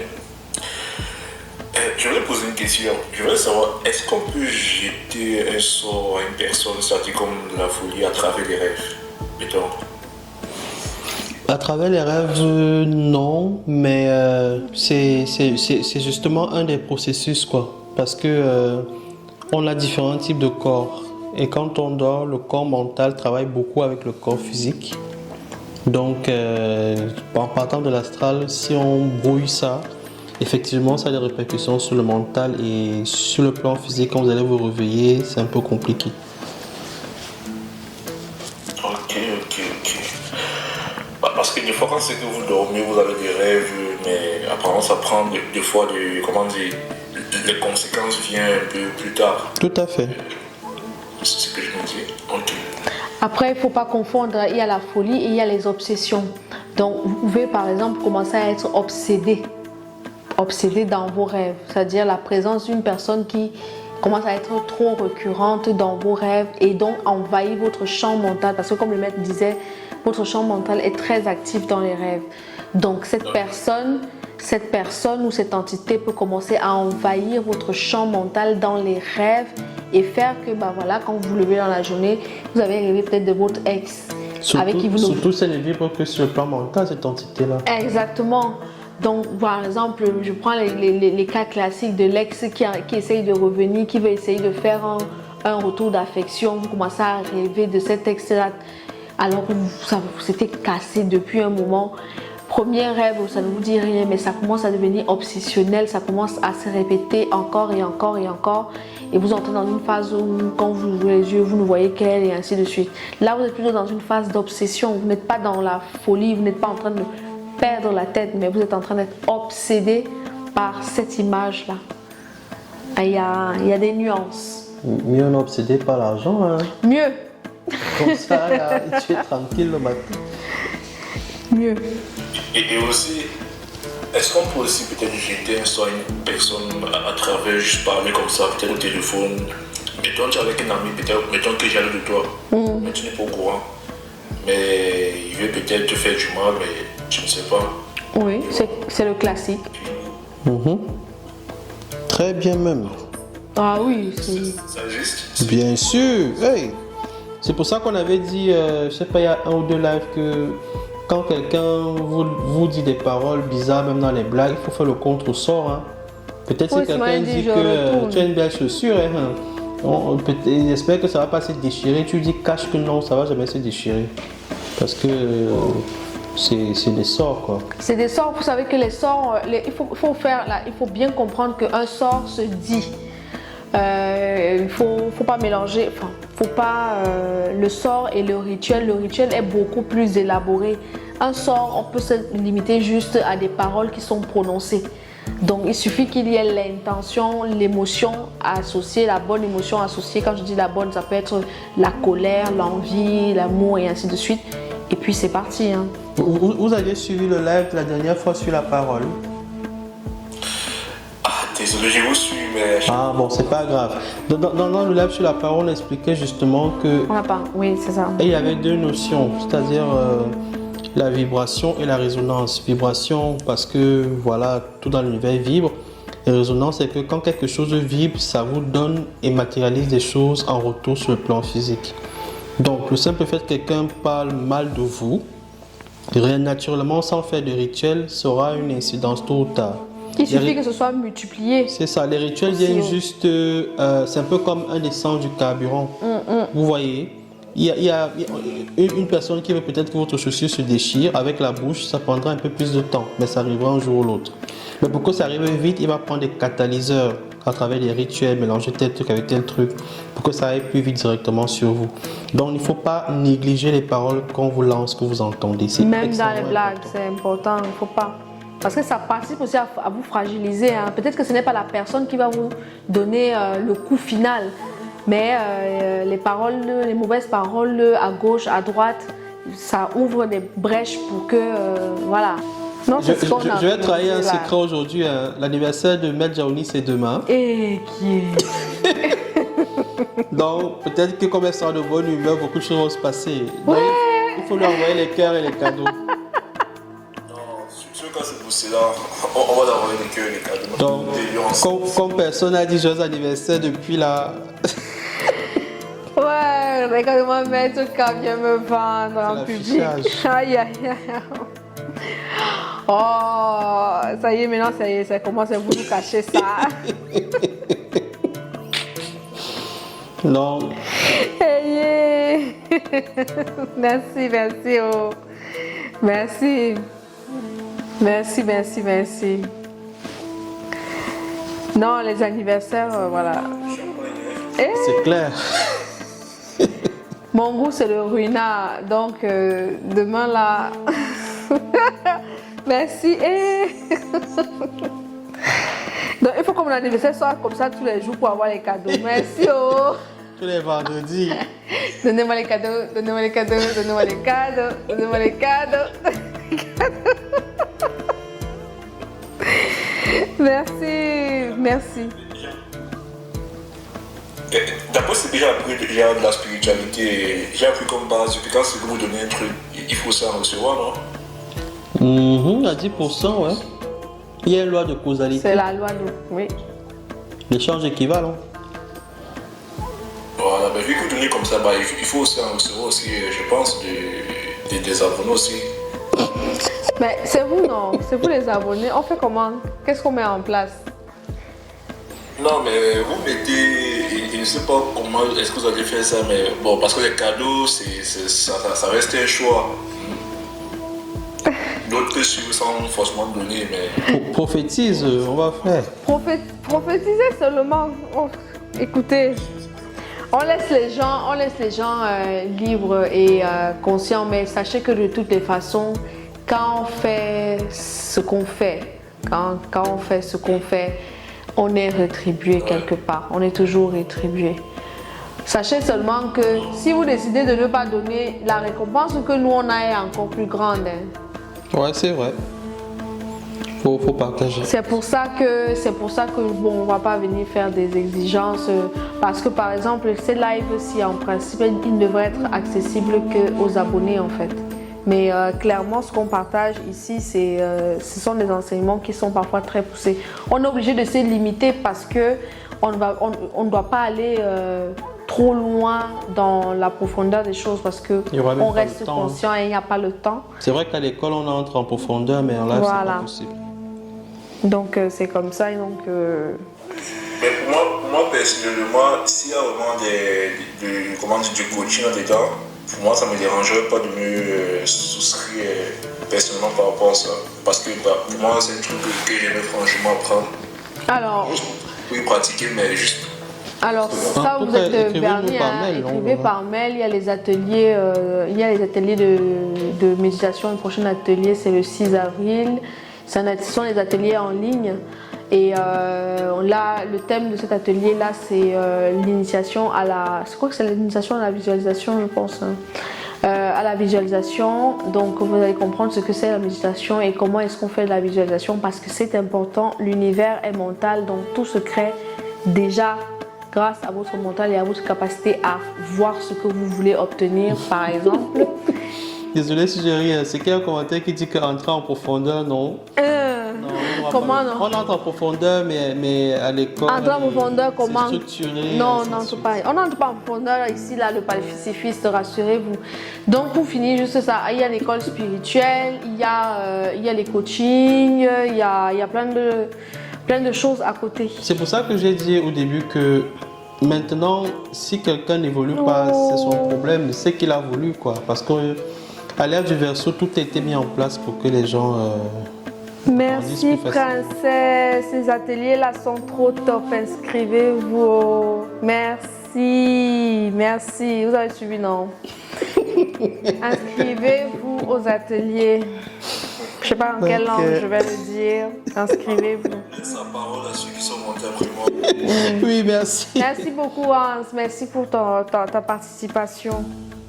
Et à vous aussi. Merci. Bonsoir. Bonsoir, monsieur, madame DJ. Ayo, bonsoir. Vous allez bien? Merci. Bonsoir, maître K. Bonsoir. Et merci encore pour tout ce que vous faites pour nous. Il faut dire que malgré que je suis sur des anxiolytiques, avec les astuces de Maître K, en tout cas, j'arrive à percevoir mes rêves. C'est très bien. Vraiment. C'est magnifique. C'est très bien. Les plus pertinents, j'arrive à les identifier. Super. C'est parce qu'avant, là, c'était le brouillard total. C'est bien. Parce que je voyais rien. Ça, c'était après la Coupe d'Afrique. Vous êtes Ça, championne. c'est parce que vous avez gagné la CAN, c'est tout. Non, là, c'est avant. Et quand on gagnait toujours aux arrêts de jeu, là. Vraiment. Et puis la coupe m'a venue mettre le bim encore. Ah.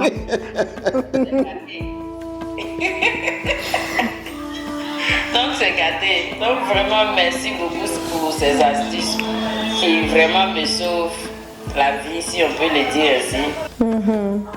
Et pas plus tard que hier, j'ai pris un moment de jeûne et le sujet pour lequel j'ai jeûné, j'ai rêvé. J'ai fait le rêve sur le sujet. Mais je vois Voilà. je vois des films, mais il y a des parties que je vois pas. C'est très bien. C'est très bien. Comme si j'ai vu même ce qui se passait réellement. Non, c'est ça, c'est bien. Ne dis plus tout, c'est bien. Dans quelques temps, vous serez aussi assise là à faire le live, c'est bien. C'est très bien, franchement. C'est progressif. C'est progressif, ça vient progressivement et ça va se détacher progressivement. Vraiment, merci à vous. En tout cas, je vous dois cela. Mais vraiment, merci à vous. Maintenant, j'ai des questions. Parce que quand j'ai commencé à suivre la spiritualité, je suivais une dame qui disait que quand on est dans la douche, il faut prier. Par exemple, quand on se réveille le matin, en se lavant, on doit visualiser que nous sommes en train de laver tout ce que nous avons pris comme énergie négative Ouais, ça peut marcher, ouais. Oui, c'est de la magie mentale, oui. Sauf s'il fait trop froid le matin. Non, c'est bon, mais parfois quand il fait trop froid le matin, là, on est un peu pauvre, c'est difficile de se concentrer. Vraiment, Maître est fatigué.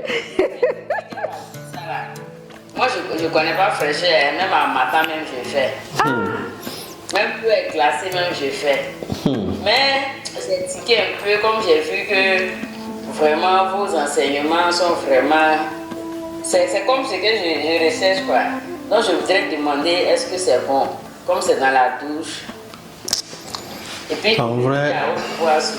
Non, c'est ce qu'on appelle l'entretien au quotidien. Ouais.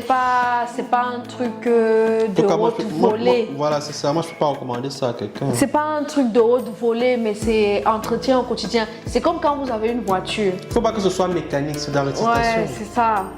Mais en fait, c'est comme si quand vous avez une voiture, il y a plusieurs niveaux de salissure. Il y a le niveau où vous pouvez juste prendre le torchon, vous essuyez comme ça et c'est propre. Et le niveau où vous êtes obligé d'aller à la laverie pour laver. Vous voyez, non? Donc, ça, je vois. la douche là, c'est vraiment niveau, on prend un torchon et on essuie la poussière. S'il y a un vrai sujet là, la douche que tu es en train de prendre là, c'est tu es seul dedans. C'est ça. C'est ça. Maintenant, ma deuxième préoccupation, c'est concernant les friperies. Ça, c'est bien ça. En Afrique, là, oui, nous sommes des adeptes de friperies. Parce qu'on cherche un peu les marques et puis, genre, ce qui n'est pas à la portée de tout le monde, quoi. Oui, le moins cher, j'ai compris. Et puis, il y a le moins cher aussi. Et puis, tu vois que quand tu portes, il n'y a pas quelqu'un d'autre qui. Quand on partait dans une réunion, par exemple, tu ne vas pas retrouver sur une autre personne. Oui, j'ai compris. Le problème, c'est lequel alors? Donc, j'aimerais savoir est-ce que c'est bon. Parce que j'ai appris aussi qu'il faut prier là-dessus. En fait, pour être honnête, ce n'est pas bien si on se limite qu'à ça. On l'avait expliqué sur les sacrifices, je ne sais plus trop quoi là. Bref, quand une personne touche quelque chose, elle laisse son empreinte énergétique dessus. Donc, toutes les poids et malchances sont là-dedans. Maintenant, si vous allez à la friperie, il faut, avant de porter ça, il faut quand même laver un peu, de préférence avec quelques petites gouttes de sel dedans. Avant de porter. Et en plus, même dans les friperies, là, je vois soit les femmes, elles essayent les soutiens, elles essayent les... Est-ce qu'on essaye le soutien? Ah. Ok, moi j'ai souvent vu qu'on essaye. Elle vient me dit que non, ça me serre tous les seins, ça fait comme ça, elle pose. Si vous voyez ce que Maître fait. Elle pose. Donc, quand tu pars, tu mets pour toi là, tu vois que tes seins devaient y avoir petit, alors que c'était beaucoup, tu comprends pas ta tête. C'est mon travail. Je sais. Donc, il faut pas. Donc, quand tu as essayé là. Ça me va, non? Ma chérie, est-ce que ça me va? C'est ça. Est-ce que je peux sortir avec? Les choses sont terribles. Donc il faut laver avec le sel. Tu dis que toutes les mauvaises énergies de la personne, tous les gens qui ont touché ça là. Tous les gens. Même le vendeur même peut être poissard, alors que ce sont ces articles. Donc mieux vaut prendre ça un peu gros. Parce que ça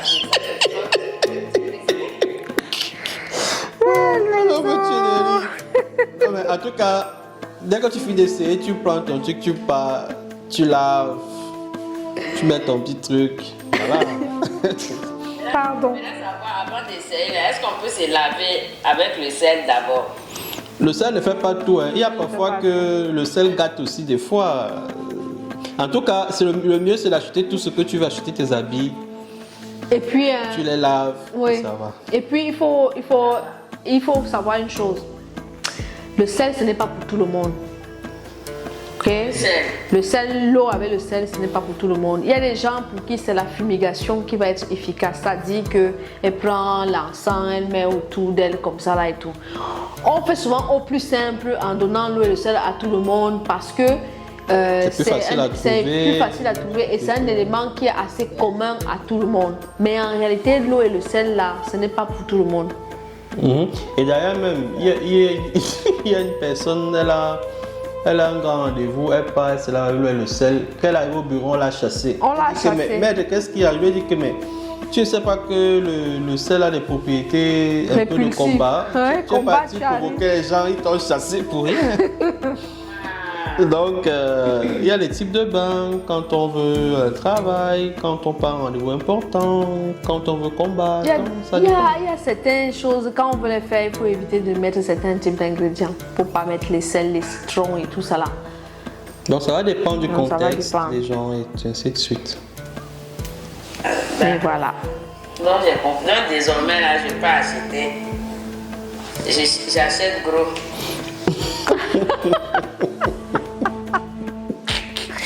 Ah bon, hein? En tout cas, dès que tu as lavé avec quelques pincées de sel, ça va.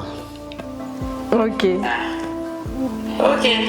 En tout cas, c'est que ça nous arrange comme ça. Maintenant, ma troisième préoccupation, c'est est-ce qu'il est bon de se laver avec la même serviette et le même éponge avec son mari? Bon, si c'est ton mari, vos énergies sont déjà mélangées, ça ne gêne pas du tout.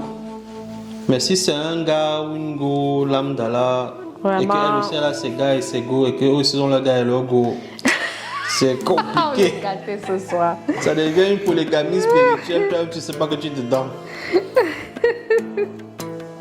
Donc, c'est mieux d'avoir pour soi. Mais mari là, partagez tout, il n'y a pas de problème. Est-ce quand on a menstrué, est-ce qu'on doit toujours partager?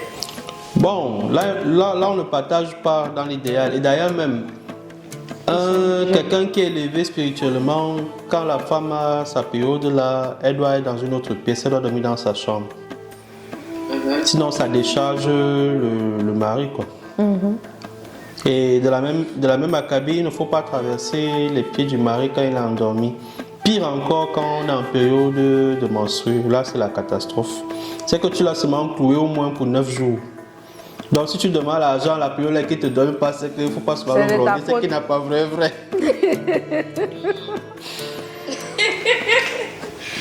Il y a même des femmes que même la nourriture, si elle touche la qualité de celle qui va déborder là, tout le monde va se dire qu'elle laisse. Donc ça joue souvent. Les femmes souffrent, je vous jure. Mais maintenant les gens respectent plus parce qu'on mange dans les restaurants. Tu ne vas pas aller demander à la femme si elle a menstrué. C'est pour ça qu'il y a les chefs cuisiniers, non? et puis ces femmes qui ont les boutiques là pratiquent trop pour. Donc tu vas seulement sentir que la nourriture est bonne. Tu vas sentir que la nourriture est bonne. Tu vas même aller faire la même chose à la maison, ça ne va pas donner la même chose.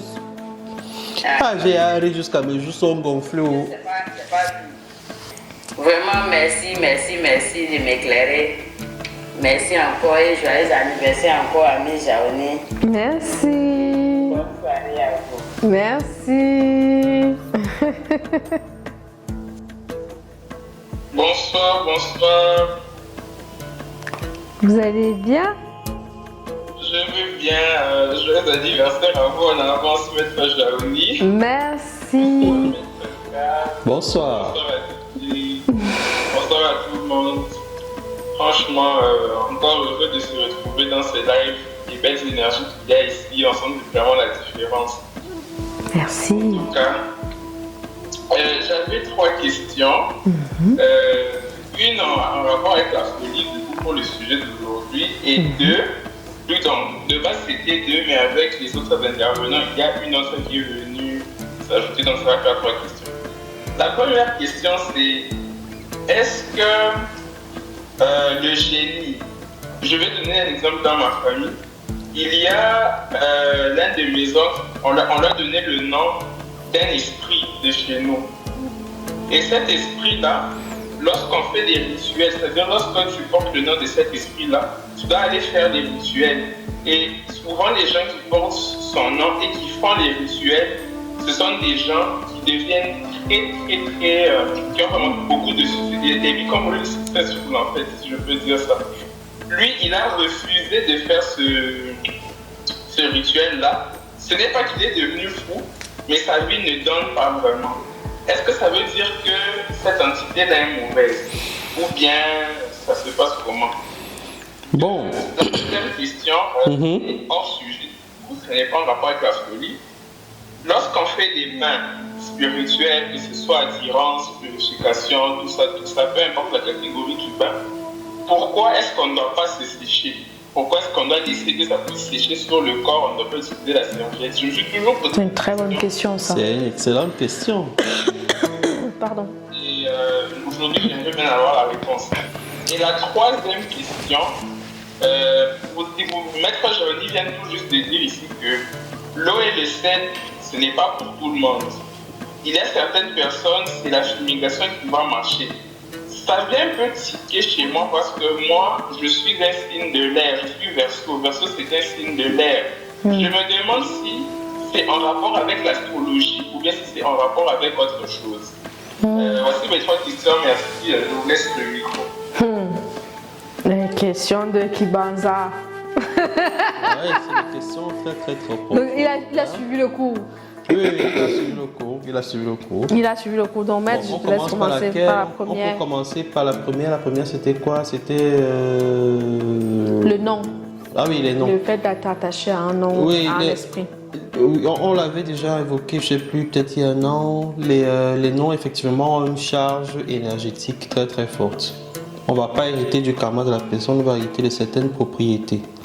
Donc, il est donc possible que lorsqu'on a un génie de famille, un totem de famille, une entité de famille, pour que cette entité-là nous donne ce qu'elle doit nous donner, en retour, on doit faire certaines choses. C'est ce que vous appelez les rituels. En fait, c'est des initiations, c'est des contrats.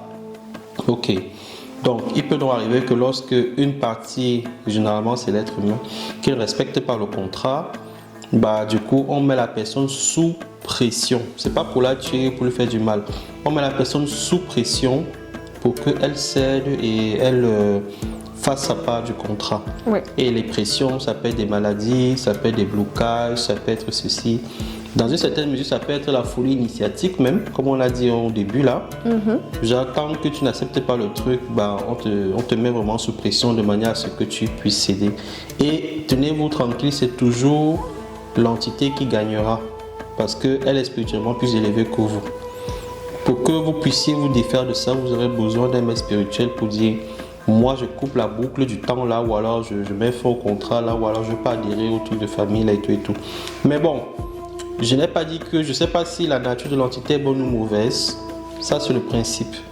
Maintenant, donc, quelqu'un peut ne pas adhérer parce que il sait qu'à un moment ou à un autre, les conditions du contrat vont devenir un peu problématiques pour lui et il ne veut pas.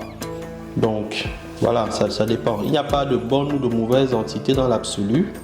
Toute énergie et toute énergie est polarisée. Donc, on va utiliser ça d'une manière positive ou négative, entre guillemets, donc ça dépendra. Pour le deuxième cas où on dit qu'il ne faut pas se nettoyer quand on se lave, c'est parce que quand le bain que vous faites d'une manière classique avec le savon, c'est pour enlever les impuretés corporelles. Et vous vous essuyez un peu plus vite pour assécher le corps. Quand c'est des traitements, vous avez besoin d'absorber le médicament à travers les différentes entrées de la peau qui sont les pores. Et le temps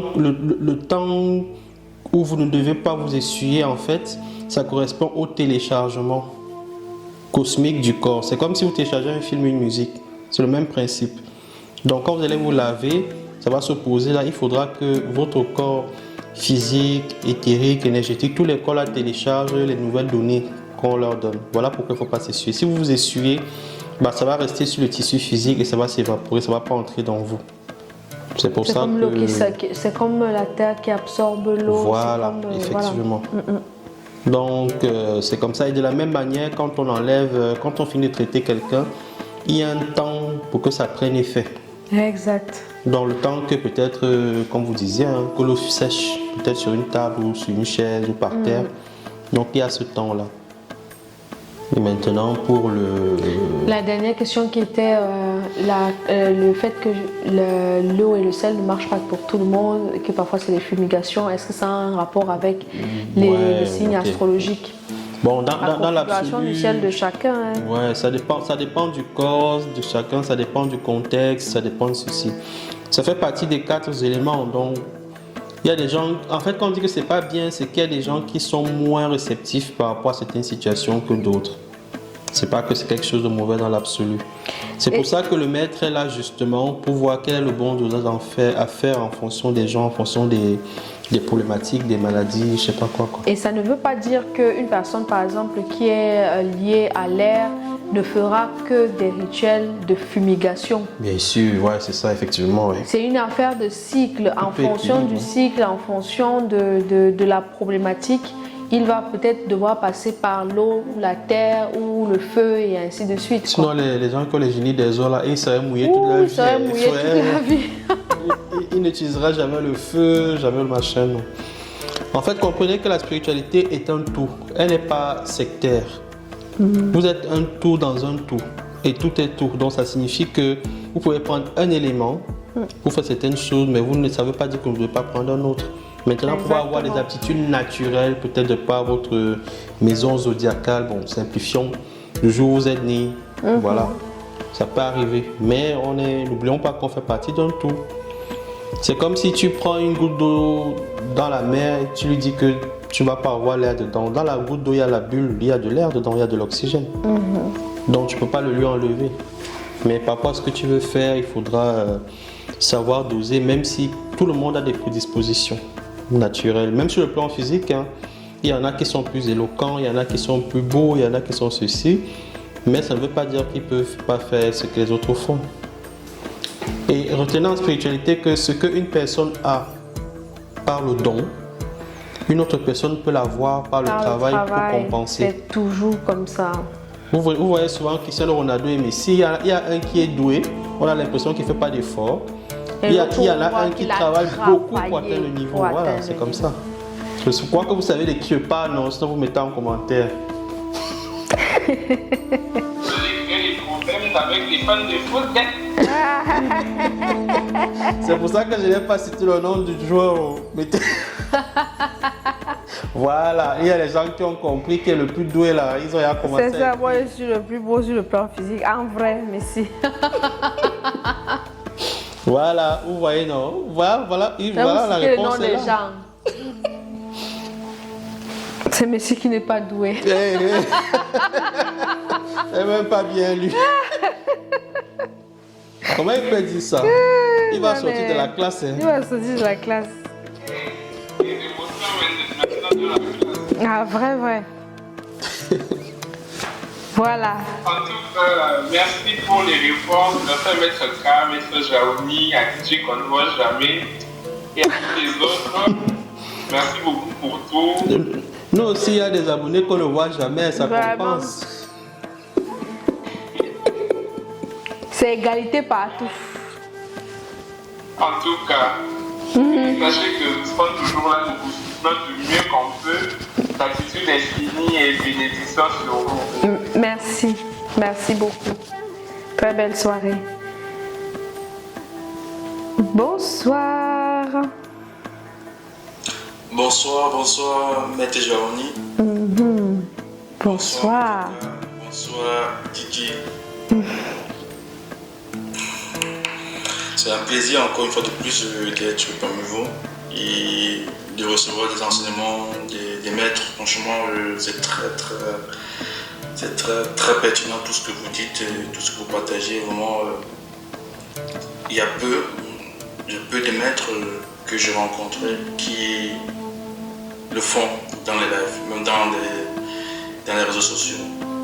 Ils parlent des choses, ils parlent des histoires, ils nous racontent des enseignements, mais ils n'entrent pas en profondeur, ils ne disent pas vraiment En fait, comme c'est une classe que vous faites ici, il y a peu de maîtres qui le font. pas parce qu'ils ne veulent pas, mais parce que dans les natures, ils se disent qu'on n'a pas la capacité de comprendre.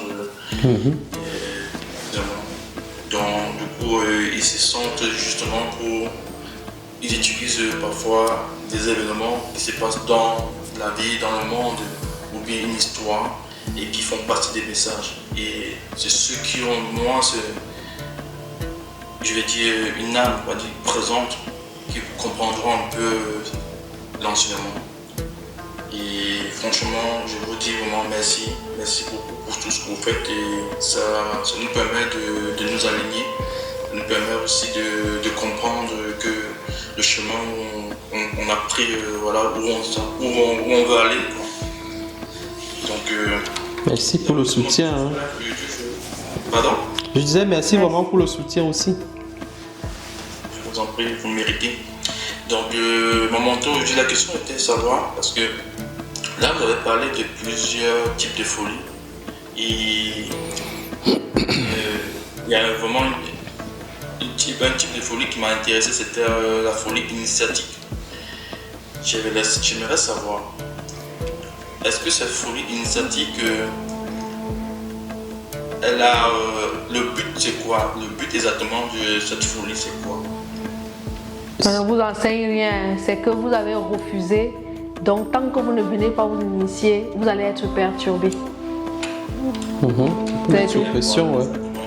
Exactement, je m'attendais à cette réponse. Maintenant, lorsque vous refusez et que vous décidez, finalement, vous décidez de revenir, et que par moment, vous ressentez toujours cette folie, en fait, des frustrations, en fait, des douleurs que vous avez eues à ce moment quand vous refusez d'aller dans ce sens-là.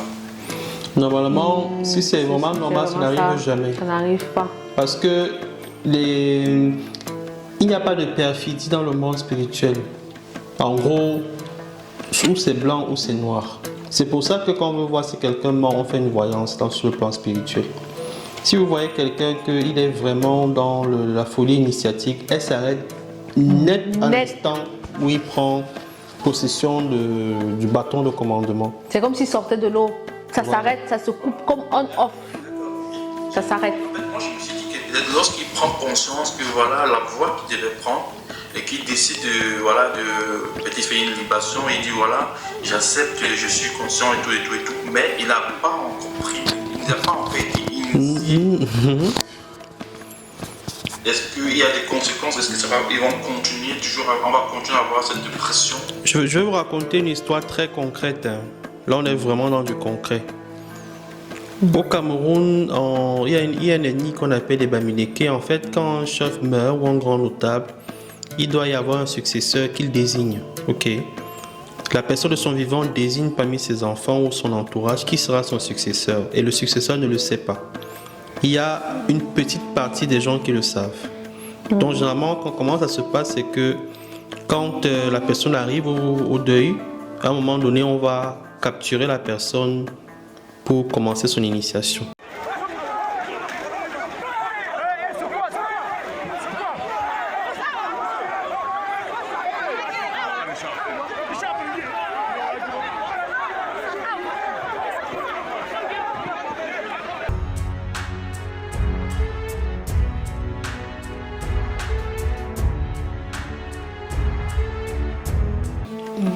Il y a donc une personne qui vivait en Europe. Son papa était décédé, donc il est parti au deuil. Sauf que il y a comme il avait beaucoup d'argent, vous savez, les gens sont souvent un peu cupides. Il y a une personne qui l'a prévenu que attention, où tu parles à ça, ce que tu vas plus jamais revenir. Parce que quand on t'arrête comme ça, tu laisses tout. Maison, famille, tout ton boulot que tu avais, tu prends le bâton de commandement pour devenir un maître.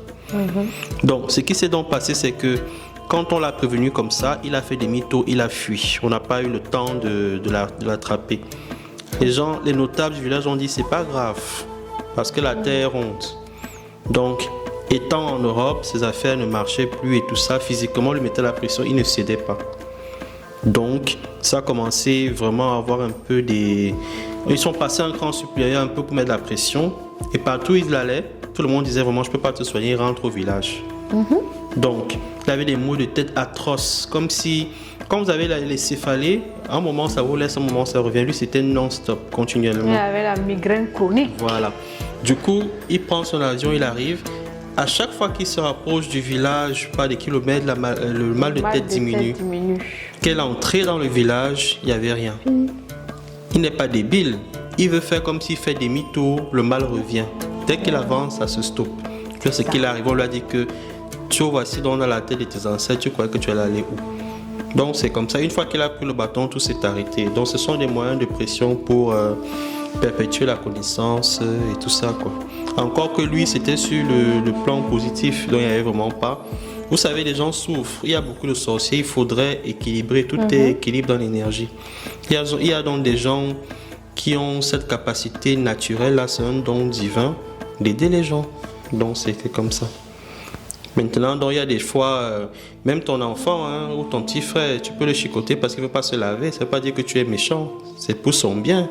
C'est ça. Et quand il va commencer à prendre conscience que non, il faut qu'il se lave, il a déjà peut-être une copine, il va commencer à se laver tout seul sans que tu ne lui dises. C'est ça. Donc si vous avez des petits frères, des enfants qui se lavent à trop tous les jours, sachez qu'il y a une petite fille dehors qui lui a montré son caractère féminin ou masculin qui va correspondre au niveau spirituel. Vous avez pris conscience que vous êtes un maître, un dieu. Et quand vous êtes à ce niveau-là, vraiment, vous comprenez certaines choses. Vous n'avez même plus envie de faire des mythos, je vous assure. Princesse, le libre arbitre, ici, là, c'est dans cet exemple que le maître vient de donner, c'est une question de destinée. Ça dit, c'est pour ça qu'il était venu. Il a essayé de fuir sa destinée et ça l'a rattrapé. Sa destinée alignée avec le destin humain.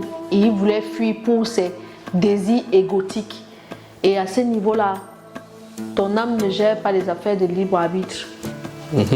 Elle a sa feuille de route. Elle a sa feuille de route et ça dit que tous les éléments sont alignés pour qu'elle réalise sa feuille de route. Donc elle s'en fout de tes désirs égotiques, de ton business, de tes boutiques, de ta notoriété et tout le reste. Tu dégages de ça, tu viens d'abord finir de faire ta préparation. Après ça, on gère. C'est pas, il n'y a pas le libre arbitre ici là. C'est que quand on est encore dans la quête de la connaissance, on ramène tout sur le plan physique matériel. Ouais. C'est pour ça qu'on a ce genre de préoccupations. Mais plus vous montez, vous vous rendez compte que ce n'est même pas important. Du tout, du tout. Okay. Il y a d'autres choses bien plus importantes. Et vous commencez à relativiser. Et plus vous relativisez, même vous avez ces choses. Vous allez voir que l'argent n'est peut-être plus, que c'est pas important, la richesse et tout, mais vous allez l'avoir. C'est le paradoxe. Mais par contre, quand les gens sont trop matérialistes, toute leur vie, ils vont chercher ça, quitte même à tuer leur santé. Ils vont confondre. Et quand ils ont l'argent, ils gaspillent encore l'argent là pour se soigner. Exactement. Donc c'est un peu ouf. Et ils vont confondre opulence et abondance, parce que ce n'est pas la même chose. On demande à quelqu'un de visualiser l'abondance, il visualise l'opulence. Ce n'est pas la même chose, c'est purement matériel. Donc voilà. D'accord, merci beaucoup, merci de la question. C'est bon. Merci beaucoup. Bonne soirée. Alors. J'ai vu une question, j'en profite. C'est quelqu'un qui disait est-ce qu'avoir les miroirs. Oui, c'est l'association LBI, je crois. Oui, dans les chambres et tout ça, est-ce que c'est mauvais? Est-ce que c'est mauvais? Oui. C'est mauvais, il faut les enlever dans la chambre où vous dormez. Oui, c'était Association LBI Solidarité qui avait posé cette question-là. Je vous laisse répondre alors, maître. Non, c'est bon. Il faut les enlever parce que ça sert de canal de miroir et tout ça, donc c'est pas bon. Dans votre chambre, il faut les enlever. Dans la salle de bain, voilà, il faut quand même savoir comment vous faites votre maquillage, mais il ne faut pas dormir avec le miroir dans la chambre. Non, il ne faut pas dormir avec le miroir dans la chambre. Ce n'est pas bon, on vous a déjà dit. Ah, les sorciers écoutent toujours, oh, maman. Nous aussi, on les écoute. Nous aussi, on les écoute. C'est pour ça qu'on est là. Alors, je ne sais pas s'il y a d'autres questions. Il ne faut pas que quand vous entendez sorciers, vous tremblez. Ils ne sont pas forts. Ils ont juste l'avantage que ils connaissent, ils ont franchi le cap pour une spiritualité, alors que vous tergiversez encore. Donc c'est. Oui, pendant que vous tremblez encore, vous vous demandez encore, est-ce que je peux? Eux, ils le font. Ok, mais écoutez, nous sommes arrivés au terme de cette session. Vous savez comment ça se passe, hein? La prochaine édition, elle va arriver. Et nous, on va s'arrêter là. Je vais donner le dernier mot à Maître K pour la clôture. Une fois de plus, j'étais vraiment ravi d'être des vôtres encore aujourd'hui pour vous transmettre modestement ce que j'ai appris au fil de nombreuses années. L'idée, c'est de vous donner aussi des clés, des moyens de grandir en spiritualité et voilà quoi. C'est gratifiant de savoir que les gens en profitent. Donc voilà, j'espère que je serai encore des vôtres la prochaine fois. Donc ce sera toujours un plaisir. Donc n'oubliez pas, vous retrouvez les rediffusions sur la chaîne YouTube Maître Jaoni. Tous les contacts, vous les retrouvez dessus. N'oubliez pas, abonnez-vous, partagez massivement et surtout commentez, likez. Je vous souhaite une très belle soirée, très beau week-end et plein de bénédictions sur vous tous. Ciao. « 2h28, purée. » Hein? Quand on était déjà su quoi. Et j'ai accéléré. Heureusement que j'ai accéléré. Ah oui! Les gens non. Oh. Le prisme de la spiritualité, mon blog, que l'ange gardien c'était le plus facile à appeler et qu'il suffit de fermer les yeux, machin et tout le reste. Il est venu me dire, ah pardon, c'est lui qui me dit ça. Et j'ai fait un TikTok dans lequel je disais, tu es en train de me filmer encore.